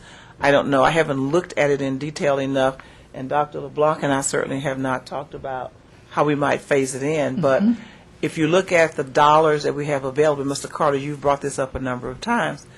At some More than we point, have. we're going to fall in the ditch. Yeah. And I've said to you, if we have good sense, we won't fall in the ditch, and we won't, because there's a way for us to plan. One of the things that you may recall, I guess in March, Mr. McClendon brought to you a forecast. He still has that document there. He and Nancy have looked at all of these projects. We don't know what they will eventually bring to us for cost, but we've kind of had some ideas. And, you know, Mark has determined that we can do all of these projects if we choose. However, at some point, you know, some other things may have to give a little bit. But in looking at, now the other thing we don't know, before we get out to the end of probably the Center for the Performing Arts and the Alliance Aviation Center, it'll probably be 13, and we'll be in another funding year. We don't know what that's going to look like. You know, we don't know what the economy is going to do. We expect that it is going to continue to at least stay where it is or go up a little bit in the future. And if it does, that gives you a little bit more money. We don't know what our student growth is going to be like. We're expecting it's going to level off. I'm not expecting growth this fall at the rate we had last fall and the fall before. We may have it. If we do, I'll be surprised. But Nancy's projection for tuition, as you saw earlier, is pretty modest on that. So you have all of these factors to go in, but I want you to rest assured that we are considering all of that, absolutely all of that. And then I would add, Chancellor, that we don't know what the partnership opportunities, if somebody steps up and says, we'll pay for it. And I think both the Alliance and the Performing Arts, there's opportunities that have come forward with the Performing Arts recently, but you've heard a lot about the Alliance. And really vetting that and understanding that and bringing that forth to you allows you to make good business decisions, because if somebody steps up and says they're going to pay for 50% of it, it sure makes it a different decision. So so it's very difficult to come to you at this point and say what a cost is when you haven't really vetted all those things, because we also don't want you to make a decision based on not complete information and stop something that you might have wanted to pursue if you had known that there were partnership opportunities. And so that's a really big one that I think came forth just recently for us. So, and that's part of the work that we're doing as a team, and with Dr. LeBlanc and Dr. Darledge's teams behind them too. So, You know, what were, just out of curiosity, the seat capacities of the other performing arts centers that you looked at as best practice, and why you decided on 1,000? I knew I had Kirby Chadwell here, and or Margaret Lutton. One of you two might be able to answer that better than me. Come to the microphone, please. Both of these individuals, Mr. Chadwell and Ms. Lutton, have really, they're in the weeds on both of these projects together. So, no more details. All right. Well, we looked at a range of anywhere from 500 to actually 5,000, I believe is the next one that we're going to go look at. And we decided that 1,000 was a good number to start with. And once again, this has not been vetted through architectural processes yet. This is just working on a business plan as to what we think our needs might be at this point. So we were looking at these different sizes and decided that 1,000 would suit us, because I know as faculty members we're always looking to house all of our faculty in one place, all of our staff in one place, and so we thought that would be a good number to start until the architecture firms could come in and help us vet why 1,000, why this space. So it actually allowed us to get a real starting point, and we did that based on the other facilities also. Did that answer your question?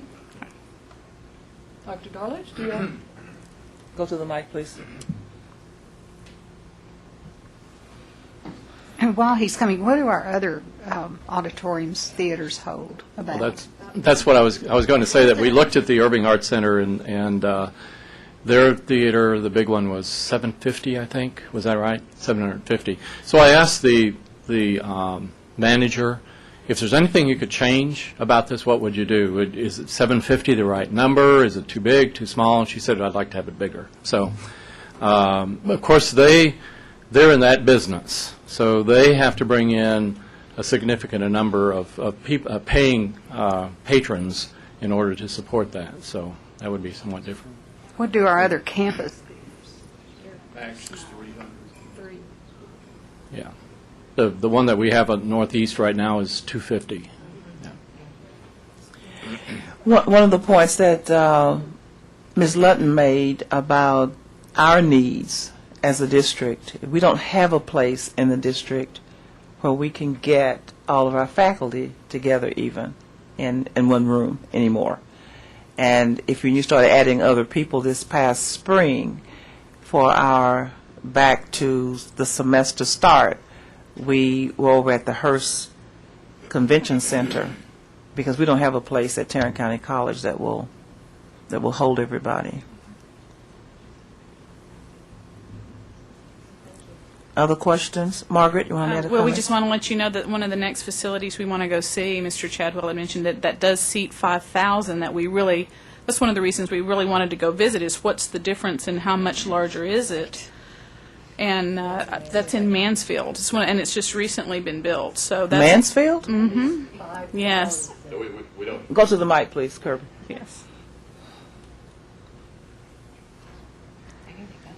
Yeah, we were just told of this one the other day, and it's my understanding it's under construction right now, and we're doing some investigation and then to find out what stage of construction, where it is, and if in fact the 5,000 is accurate. But that's something we just heard this week that was on our list of facilities to go look at.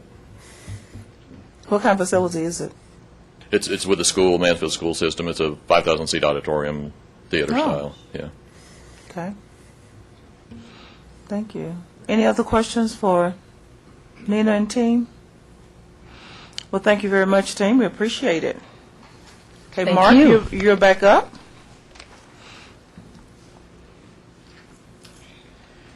Thank you, Chancellor. As we go through the comparisons, let's go to the next slide. This is why I keep saying that as I visit all our peers, the big 6 CFOs, and we will actually be joining them next week in El Paso, I want you to know that you should feel, all the members, the staff, that this college is in a good position, a good fiscal position that gives you opportunities to make decisions. And let me tell you why I look at it. If you look at our debt, you're saying that Tarrant County has the lowest debt. You're looking at $36 million, and our interest is $4 million. But when you look at the debt is defined by two concepts. It's a general obligation bond and a revenue bond. And a revenue bond is something that you pay out of your revenue fund, and this is not something that you assess a tax. So this is something that you're paying every year. So if I could mention some of the revenue bonds that some of the other organizations have, is Lone Star has about $180 million revenue bond. Alamo has about $100 million. Houston has $500 out of the $700. Dallas has $400 out of the $650. Austin has $340 out of the $476. In fact, I believe Austin has capped out on what they can go as general obligations. So all they can create is general revenue bonds. And what that will mean is that is coming out of your operational income. So if your operational income is strained, you have no other option but to reduce your cost. El Paso has about $91 million, which is their total thing, and Collin County has about $10 million. If we go to the next slide, please, Shirley. all right, and you look at it, you will see that, okay, Tarrant County is at, in the fourth place, but if we were to add those revenue bonds on these other organizations, their debt rate or the total rate would go up because they don't have it. That's just to compare apples to apples. And so Tarrant County has that, and again, we are in a good position because we're maintaining, and we hope the board continues and considers that concept of pay as you go. We can only do what we have in periods of economic challenges will allow you to have the best options, ma'am. All right? Okay. We also wanted to show you a survey on our tuition, and Tarrant County is sitting there on about $50, which is, I would say, is about the eighth.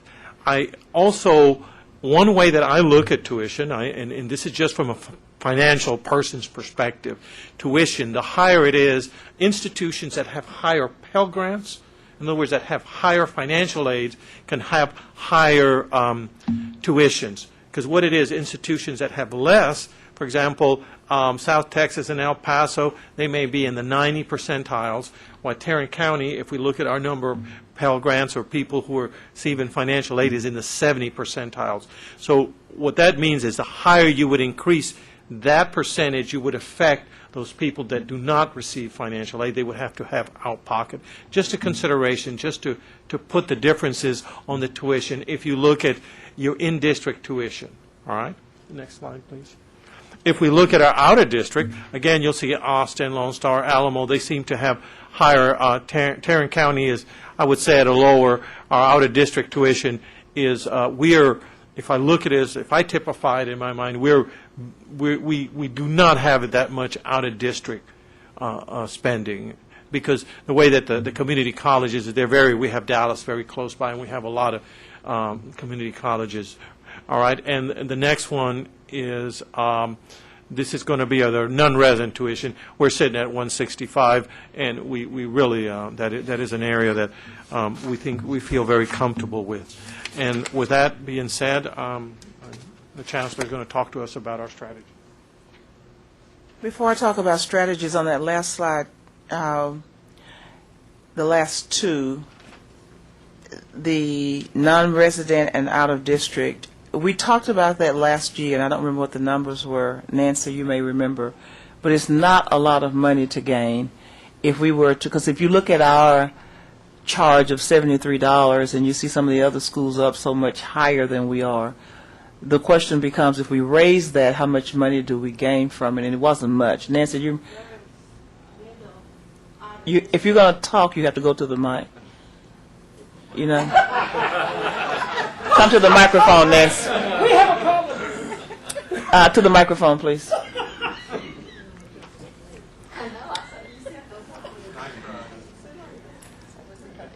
Yeah, you can sit right there. Turn the mic on. It's hot. Majority of our income come from in-state, and that's less even than 10% from. And we only probably 4,000 students. It's the out district, out state, and out district. It's not that much. Even you increase for tremendous amount of in the out district, and they take just couple courses. You know, it's insignificant compared with our majority of tuition fee.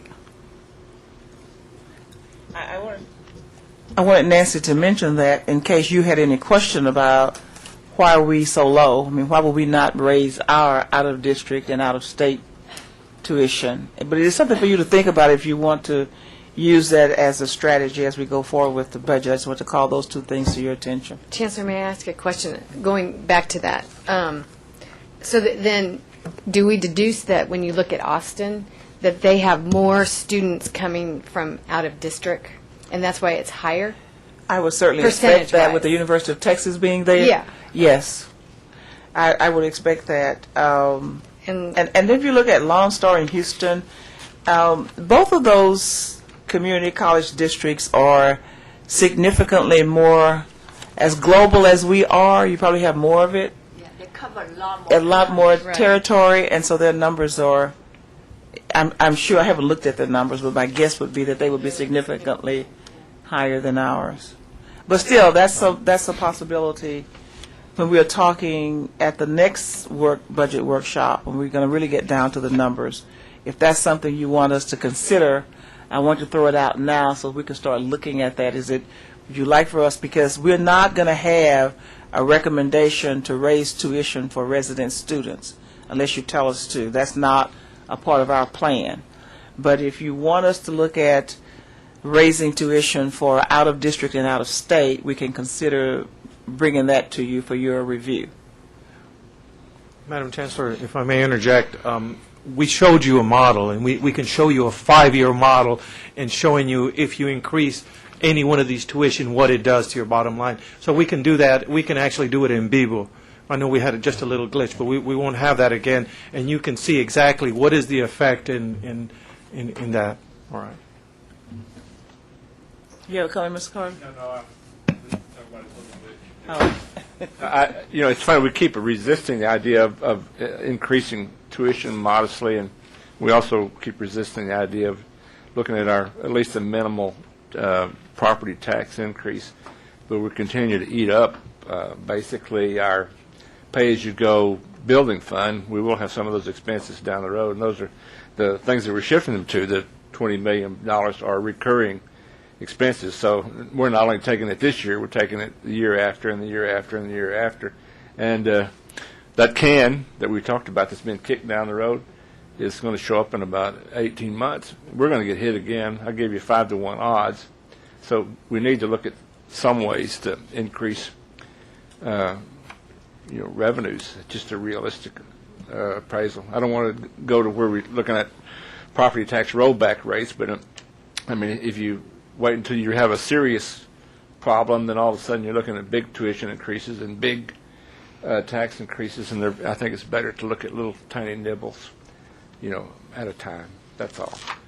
Well, you make a valid point. It certainly is a valid point, and it's something that the board can have us take a look at. We can bring you those when Mark does his modeling, and he'll have that. I know the tuition. You said like $1 is $1 million, but it's still $1 million. That's true. But it's easier to do $1 here and $1 2 years rather than come back and we're in trouble now at 4 years down the road and jack it up $10.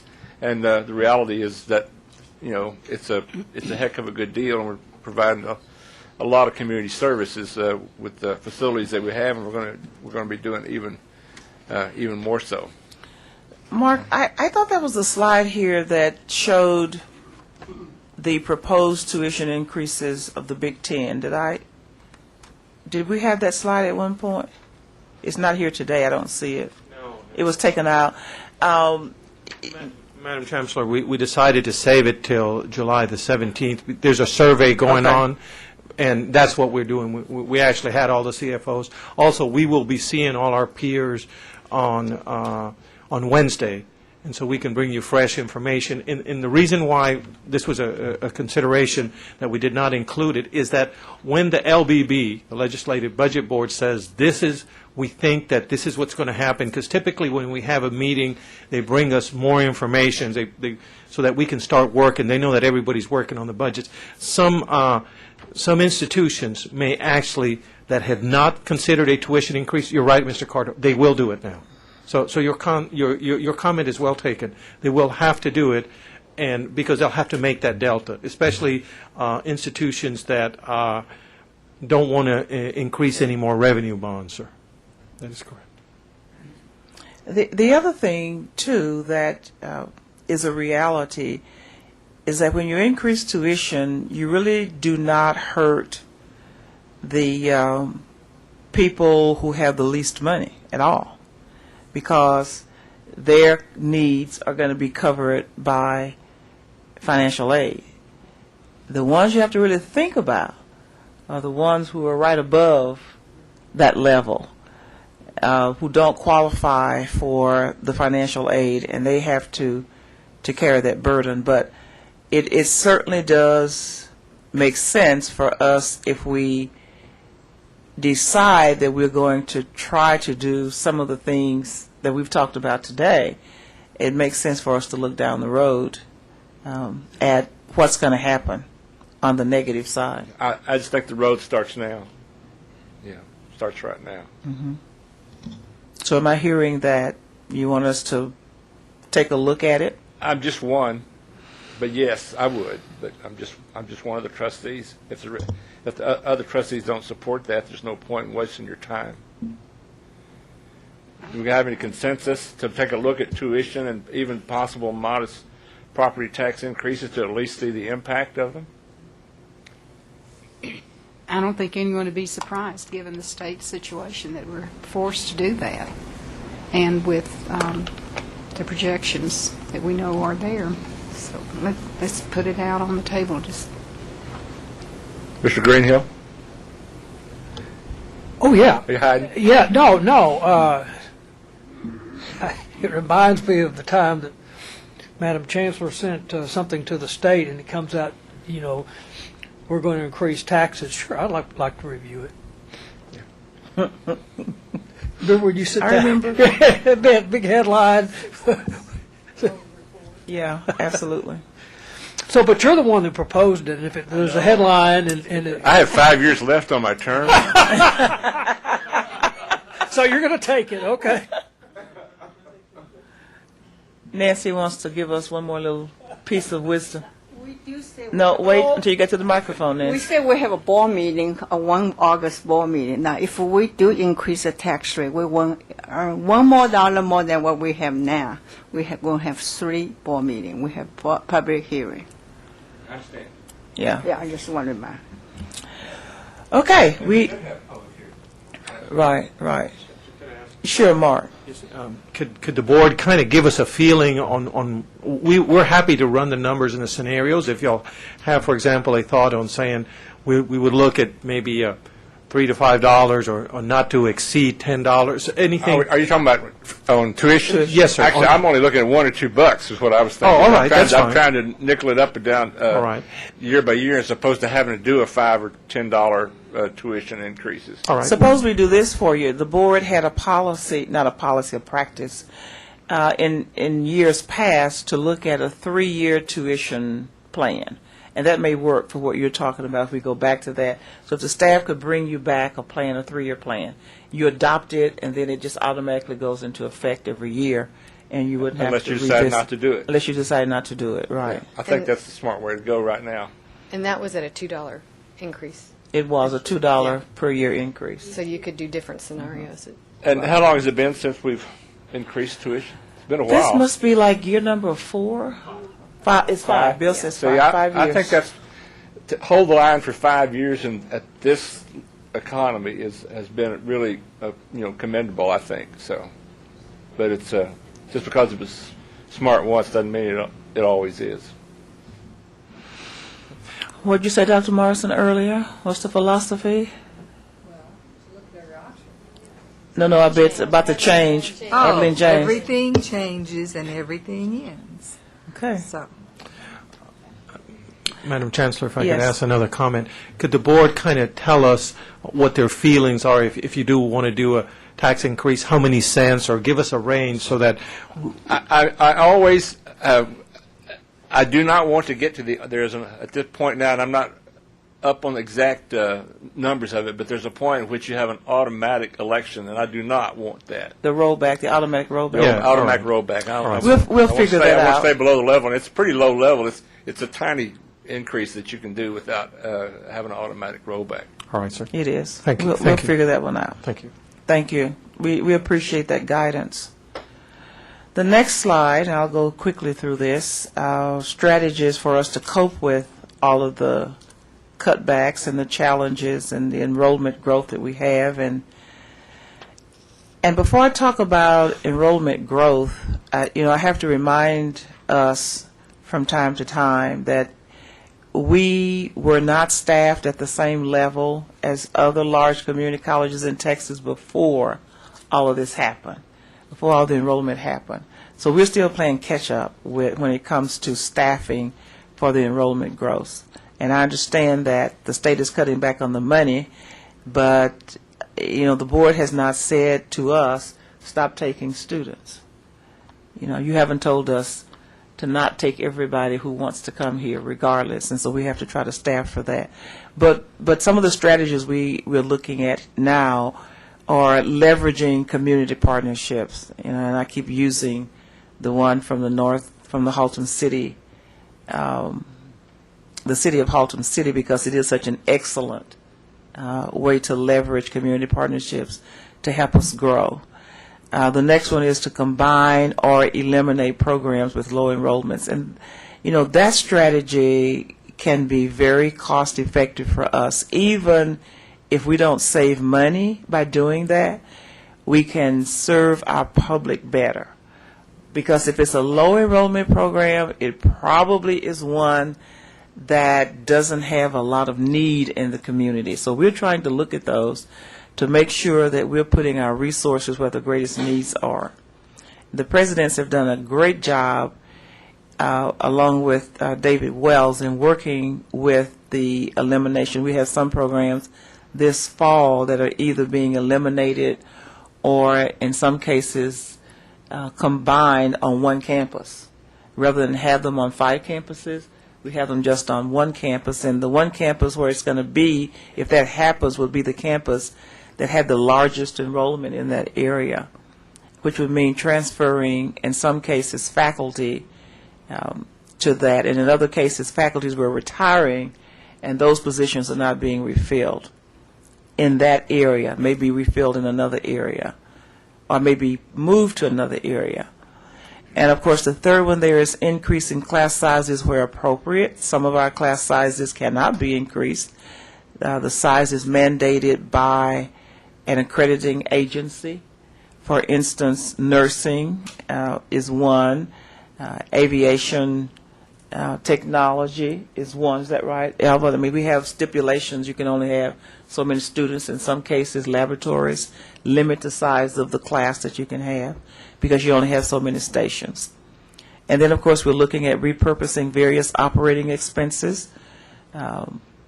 Money that we've been spending in one area. Mark McClendon has a very detailed report on how he's going to repurpose significant dollars in his area of business services. In the past, we had a director of business services at the district level, and then we had one on each of the campuses. 3 of those directors retired this year. He has 2 left. He is not intending to hire to replace those 3. The district director retired a few months ago, and he's not replacing that person, so he has a good plan to make that work. So he's saving a lot of money there. The next one, please. We're looking at outsourcing selected facilities and maintenance and custodial operations. Nina's working on that. For our Trek campus, her goal is to pretty much, I'm not sure Nina calls it outsourcing it, she calls it out-tasking. And see, she knows the difference between outsourcing and out-tasking, and I don't. But anyway, she's looking at out-tasking some of those operations at that campus, consolidate administrative functions, realign the tax revenue, and Mark McClendon has already gone over that for you. Maria Shelton has told us that we can revise our information technology purchase schedule and change some money, save some money, that we can keep some of the technology longer than what we had first envisioned that we would do it, and that will save us money there. And the next slide is to hire in-house legal counsel. We've spent quite a bit of money now on legal counsel, so I'm looking at bringing someone inside. It won't mean that we will never have outside counsel. We will, because there will be times when there are specific issues that any one lawyer can't handle every legal issue. So there will be times when you'll need to have somebody different to handle that for you.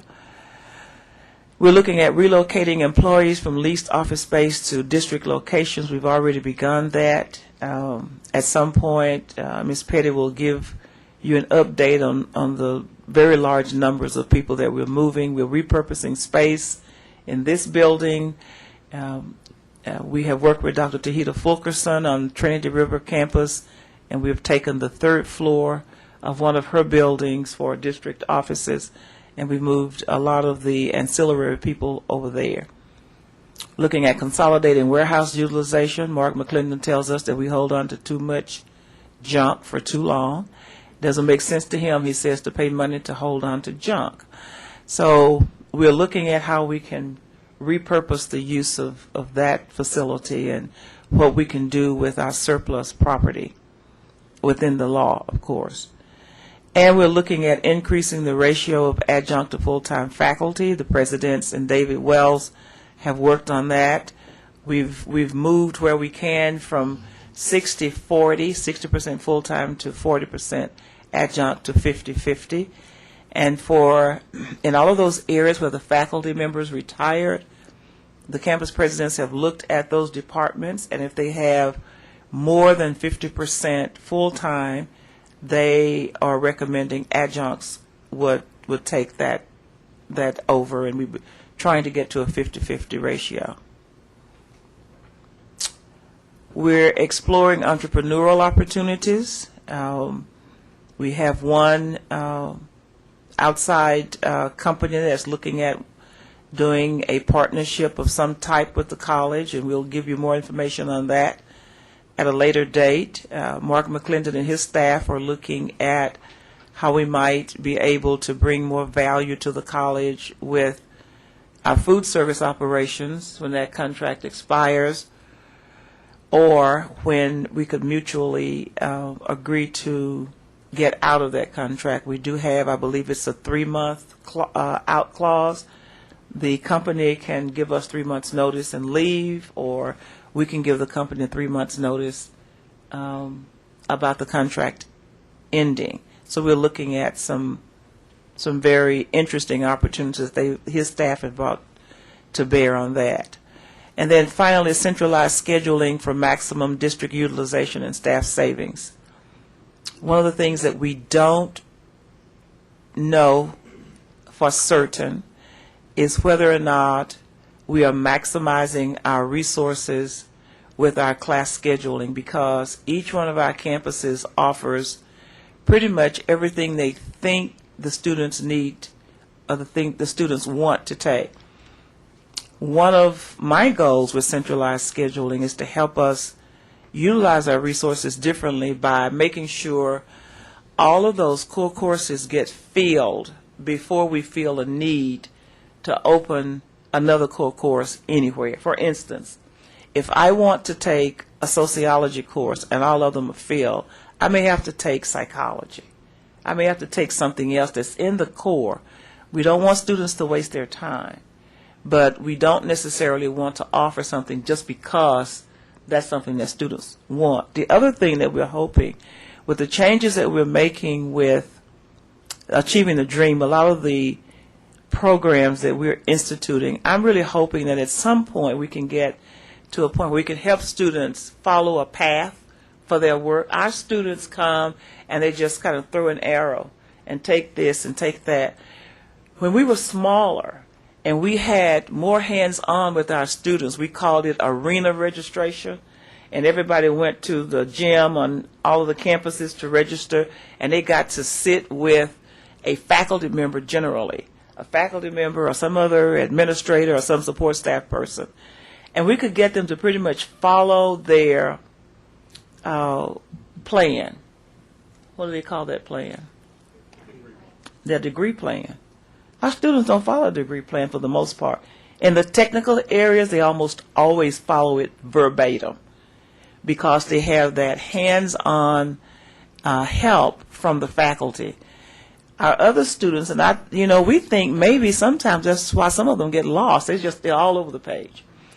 When we go centralized scheduling, we can help with that process a lot. We can also help with that process by increasing the number of academic advisors and others that we give students.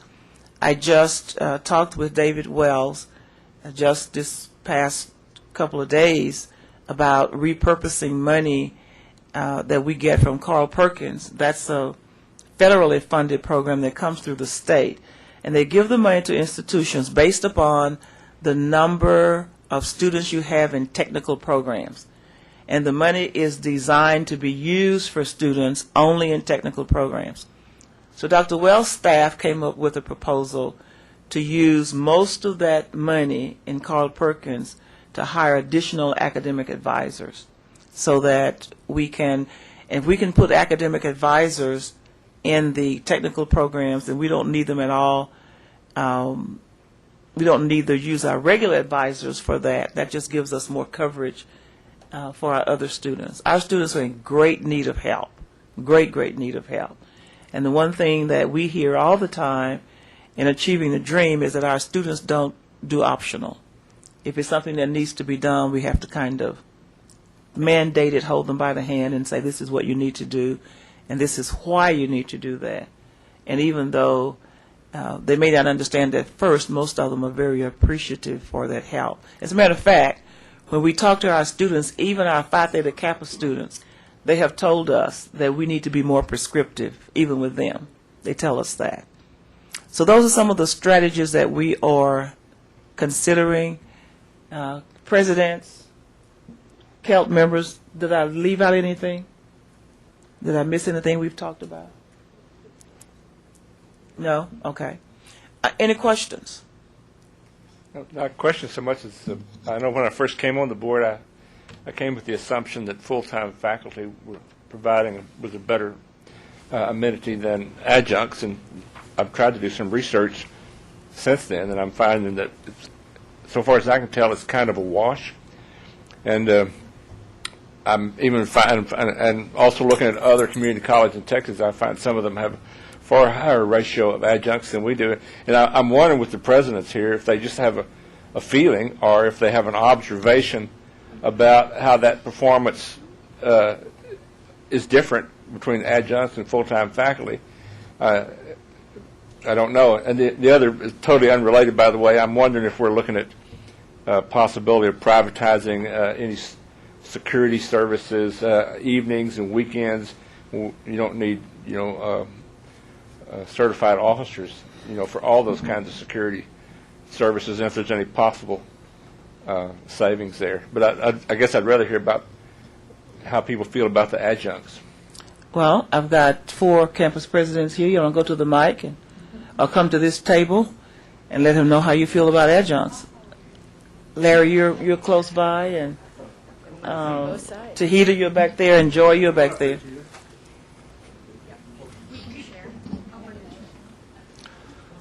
You can use my mic. I'll come by you. Joy, where are you? I'm going to go. You can share with Elva? Okay. Yeah.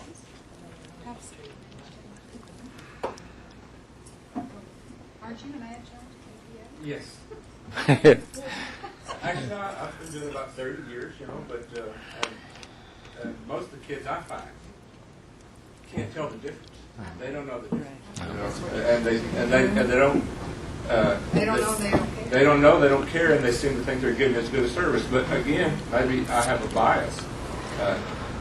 So anyway, I'm kind of one of the people who work with every day. What you think about it, and it's 50-50 realistic. I mean, I saw San Jacinto was like 80% adjuncts, and they seem to be doing all right. Yeah. What's El Paso?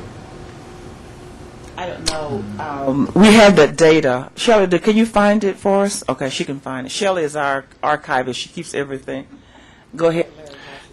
Well, there have been some studies done, I think, especially in John Rush's program, where they studied actually the effectiveness of full-time versus adjunct, and it was a blind study.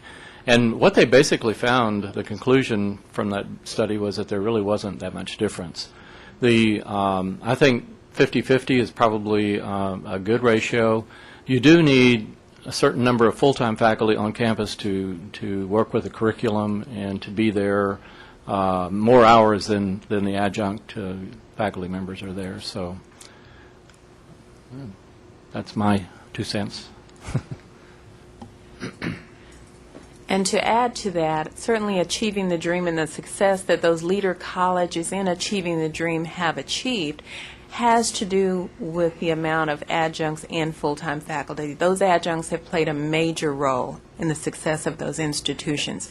I have to agree with Dr. Darledge. Students really don't know that a faculty member is not a full-time person. But I think one of the most important commitments that we can make as an institution is to ensure that we provide those adjunct faculty with the professional development that they need to become and continue to be the most effective teachers they can be in the classroom. All of the professional development opportunities we have provided thus far have been greatly attended by the adjunct faculty. Their feedback indicates they are welcoming this kind of opportunity. So I think that's what we need to do, is provide them with the tools that they need to be more successful. The full-time and the adjunct have complementary roles, and both play an important role in terms of serving the students. The full-time faculty, as Dr. Darledge mentioned, are very engaged in curriculum review, revision, and update.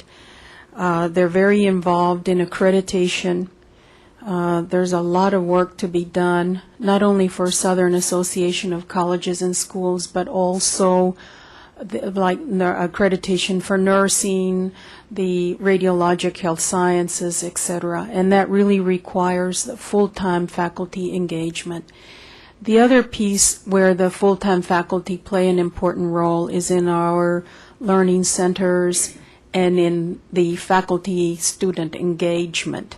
They must be available, and they are available to students frequently more so than the adjunct, just because they're paid to be there. An example, on my campus, the faculty, the science faculty set up the science center. They sign up, and so the students actually have access to the faculty not only in class and in the laboratories, but also in the science center. The adjunct bring value in that frequently, well, like 100% of the time, they're working in the field in which they're teaching. And that makes them very valuable because they have day-to-day experience and up-to-date experience that they bring to the table. Frequently, they're very enthused. I was adjunct at University of North Texas, and I loved it because I could go in and I prepared for the students, and I was totally engaged with the students and actually didn't have any other responsibility to the college. And so it was great fun. I almost felt a little guilty getting my paycheck. But anyway, so they have complementary skills, and you really need both to run an efficient institution. When you look at student learning outcomes, it really has more to do with the faculty members' passion for teaching, their connection with the students. Do they like what they're doing?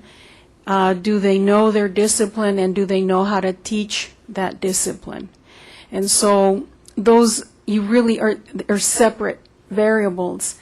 The 50-50, I think, is a nice balance that brings both to the table. Right now, we have a lot of initiatives with Achieving the Dream, with accreditation, Title III, and we need the full-time faculty fully engaged in those initiatives for them to work well. It's probably more than you wanted to know, but I will add just briefly. I was a part-time teacher here for 10 years before I was hired full-time. And like Elva at North Texas, I gave every minute to preparing. I rushed my children into the bed in the afternoons so that I could work hard. And I didn't have to do any of that committee work. And I was really very good in the classroom because that was absolutely all I focused on when I was at TCC. And I have also taught at North Texas and at TCU, and sometimes even using the very same textbooks. And it seems to me, if you were to teach your courses with us, you could use the UTA textbook, and it would probably work for us. The students will rise to the expectations of the faculty members. one thing that's going to help us ensure that 50-50 doesn't go wrong is that we are really beginning to focus on assessment of learning outcomes, so that if you are teaching in English Comp 1, your A as an adjunct should mean the same as the A of the full-time teacher. And we are progressing toward finding ways to measure that. So it involves a lot of professional development. It involves a lot of commitment to doing what we say we're doing. And I have been visiting classes on the campus. I've been talking with the nurses about the adjunct faculty that they use. Their words are, we couldn't survive without the adjuncts. They bring an enthusiasm that is almost impossible to get otherwise. So I'm glad you asked the question. You gave us a chance to say something really exciting for us. We depend on the adjuncts, and we hope that we give the adjuncts what they need to do what we expect them to do. I will add one other little twist to it. When we talk about the adjunct faculty and what the role they play, and the full-time faculty and the role that it plays, I'll remind you that we have very large numbers of full-time faculty. So it's not as though, we're going to be working one person overtime all the time. The one thing that we don't do as well as I'd like to see us do, and I've talked to the campus presidents and all about, we use the same people. We call upon the same people over and over and over and over. And some faculty members who have not risen to the occasion haven't done so simply because we haven't asked them to do things. You always have your leaders who will jump out front and do and do and do. And if you're not careful, you call on those same ones all the time. So I will tell you, we are not in any way getting close to burnout on part of our full-time faculty by overworking them, except for a handful of them. I've said, my guess is that we have maybe 25% of the faculty members who do the vast majority of the work that faculty members do. The ones who want to do it, do it. So, At any rate, it just struck me that, I've kind of come full circle. I was thinking more faculty, full-time faculty better, but it seems to me like you have leeway to increase maybe your percentage of adjuncts modestly, anyway, without any harm at all, and a lot of dollars. I have a question. I think another perspective might be that with adjunct faculty being actually employed in the industry, it might offer a benefit to our students who then seek to work in that environment because they might be more familiar with the quality of the programming since they're more involved, and that might be a natural leeway or avenue for our students. I have more than a dozen former students who did work in Saratoga before the recent massacre started, at any rate. So. The other thing I'll say about that, I think I've told you this before, but we have included adjunct faculty now in all of our professional development opportunities. I think maybe Dr. Gates Black might have said that. But our faculty academy that we have that I talked about earlier, adjuncts are being involved in all of that. And so when we come the next time and you see something in the budget to increase that line item, it's going to be because we're going to have to pay stipends for them to be here for those extra hours. So, any questions on anything you've heard today? Anything else you want us to make sure we bring to the table? We're going to bring you a look at a possible tuition plan for the next 3 years with the modest increase each of the 3 years.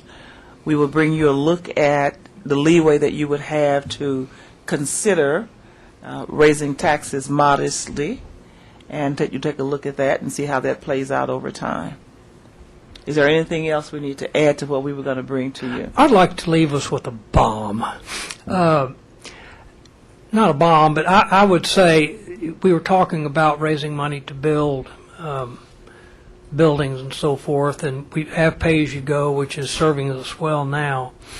And I don't have an agenda on this, but I'm a finance lawyer, and right now interest rates are relatively low, and it seems to me that having revenue bonds or bonds is a useful tool under certain circumstances if it's used well. And I don't know whether or not raising capital with bonds is completely off the table or something that we might want. Times change. We do have a high rating. Interest rates are low.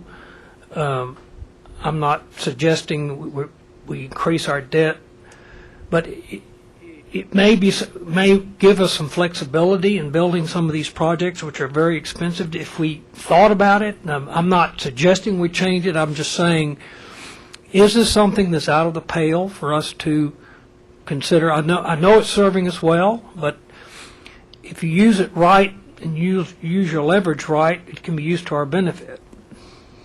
And that's just long-term stuff. Yeah, unless something comes up in the way of additional assistance, for example, that aviation training center, that would be a good candidate for that, because, by the way, I think they're going to provide the runway, but it's the $30 to $40 million building that somebody's got to pay for.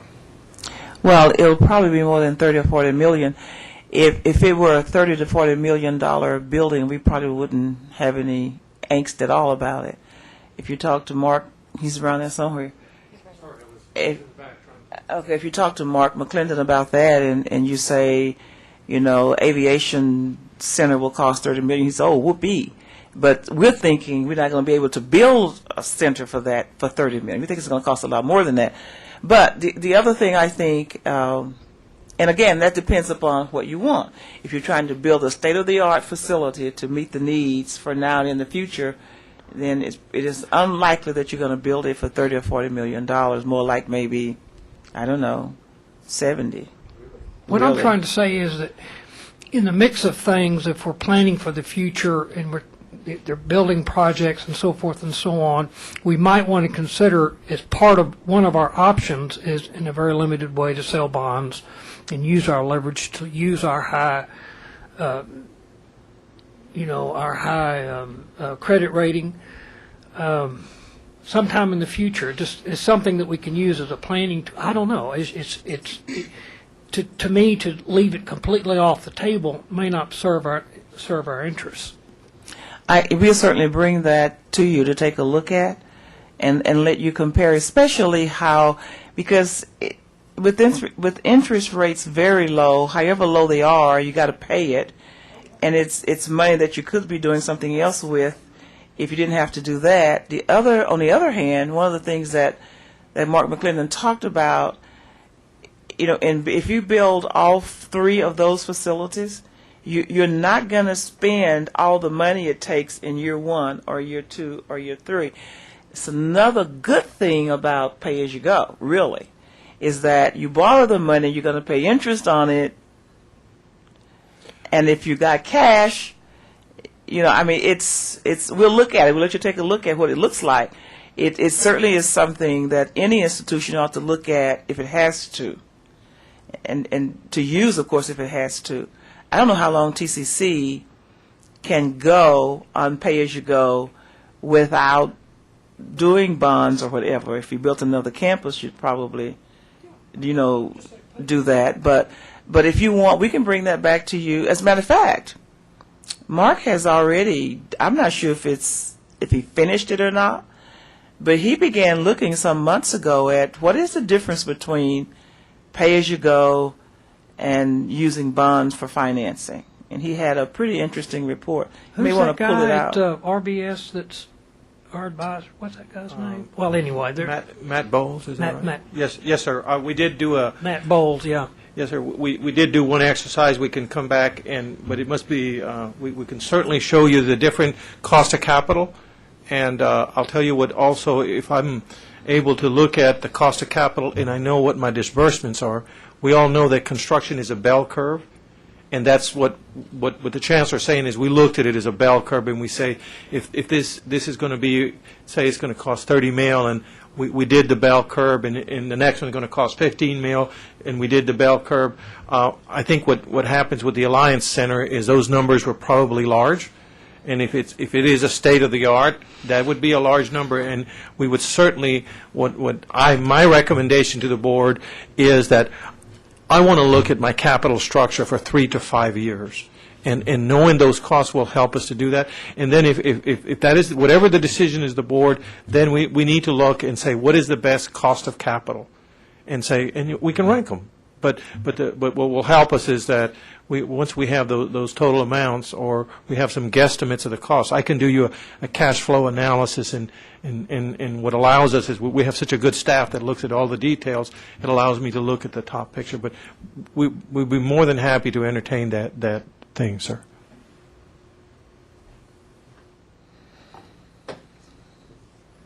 Anything else? One small comment. We mentioned if we want to build state-of-the-art, and I just have a simple question. Would we ever want to build something for yesterday's family? No. Thank you, ma'am. Very good. Way I supposed to end this? Everything we've ever built before, we built state-of-the-art, did we not? And it has served us well so far. Well, board members, thank you so much for allowing us to use up your Saturday. We're very appreciative. Anything else that comes to your mind, let us know what they are. And thank you, staff, so much for giving up your backyard barbecue. I tried to make it after a while. I brought in some in-house barbecue. Good. That's all I have. Are there any more comments? If not, we're adjourned. Thank you all very much.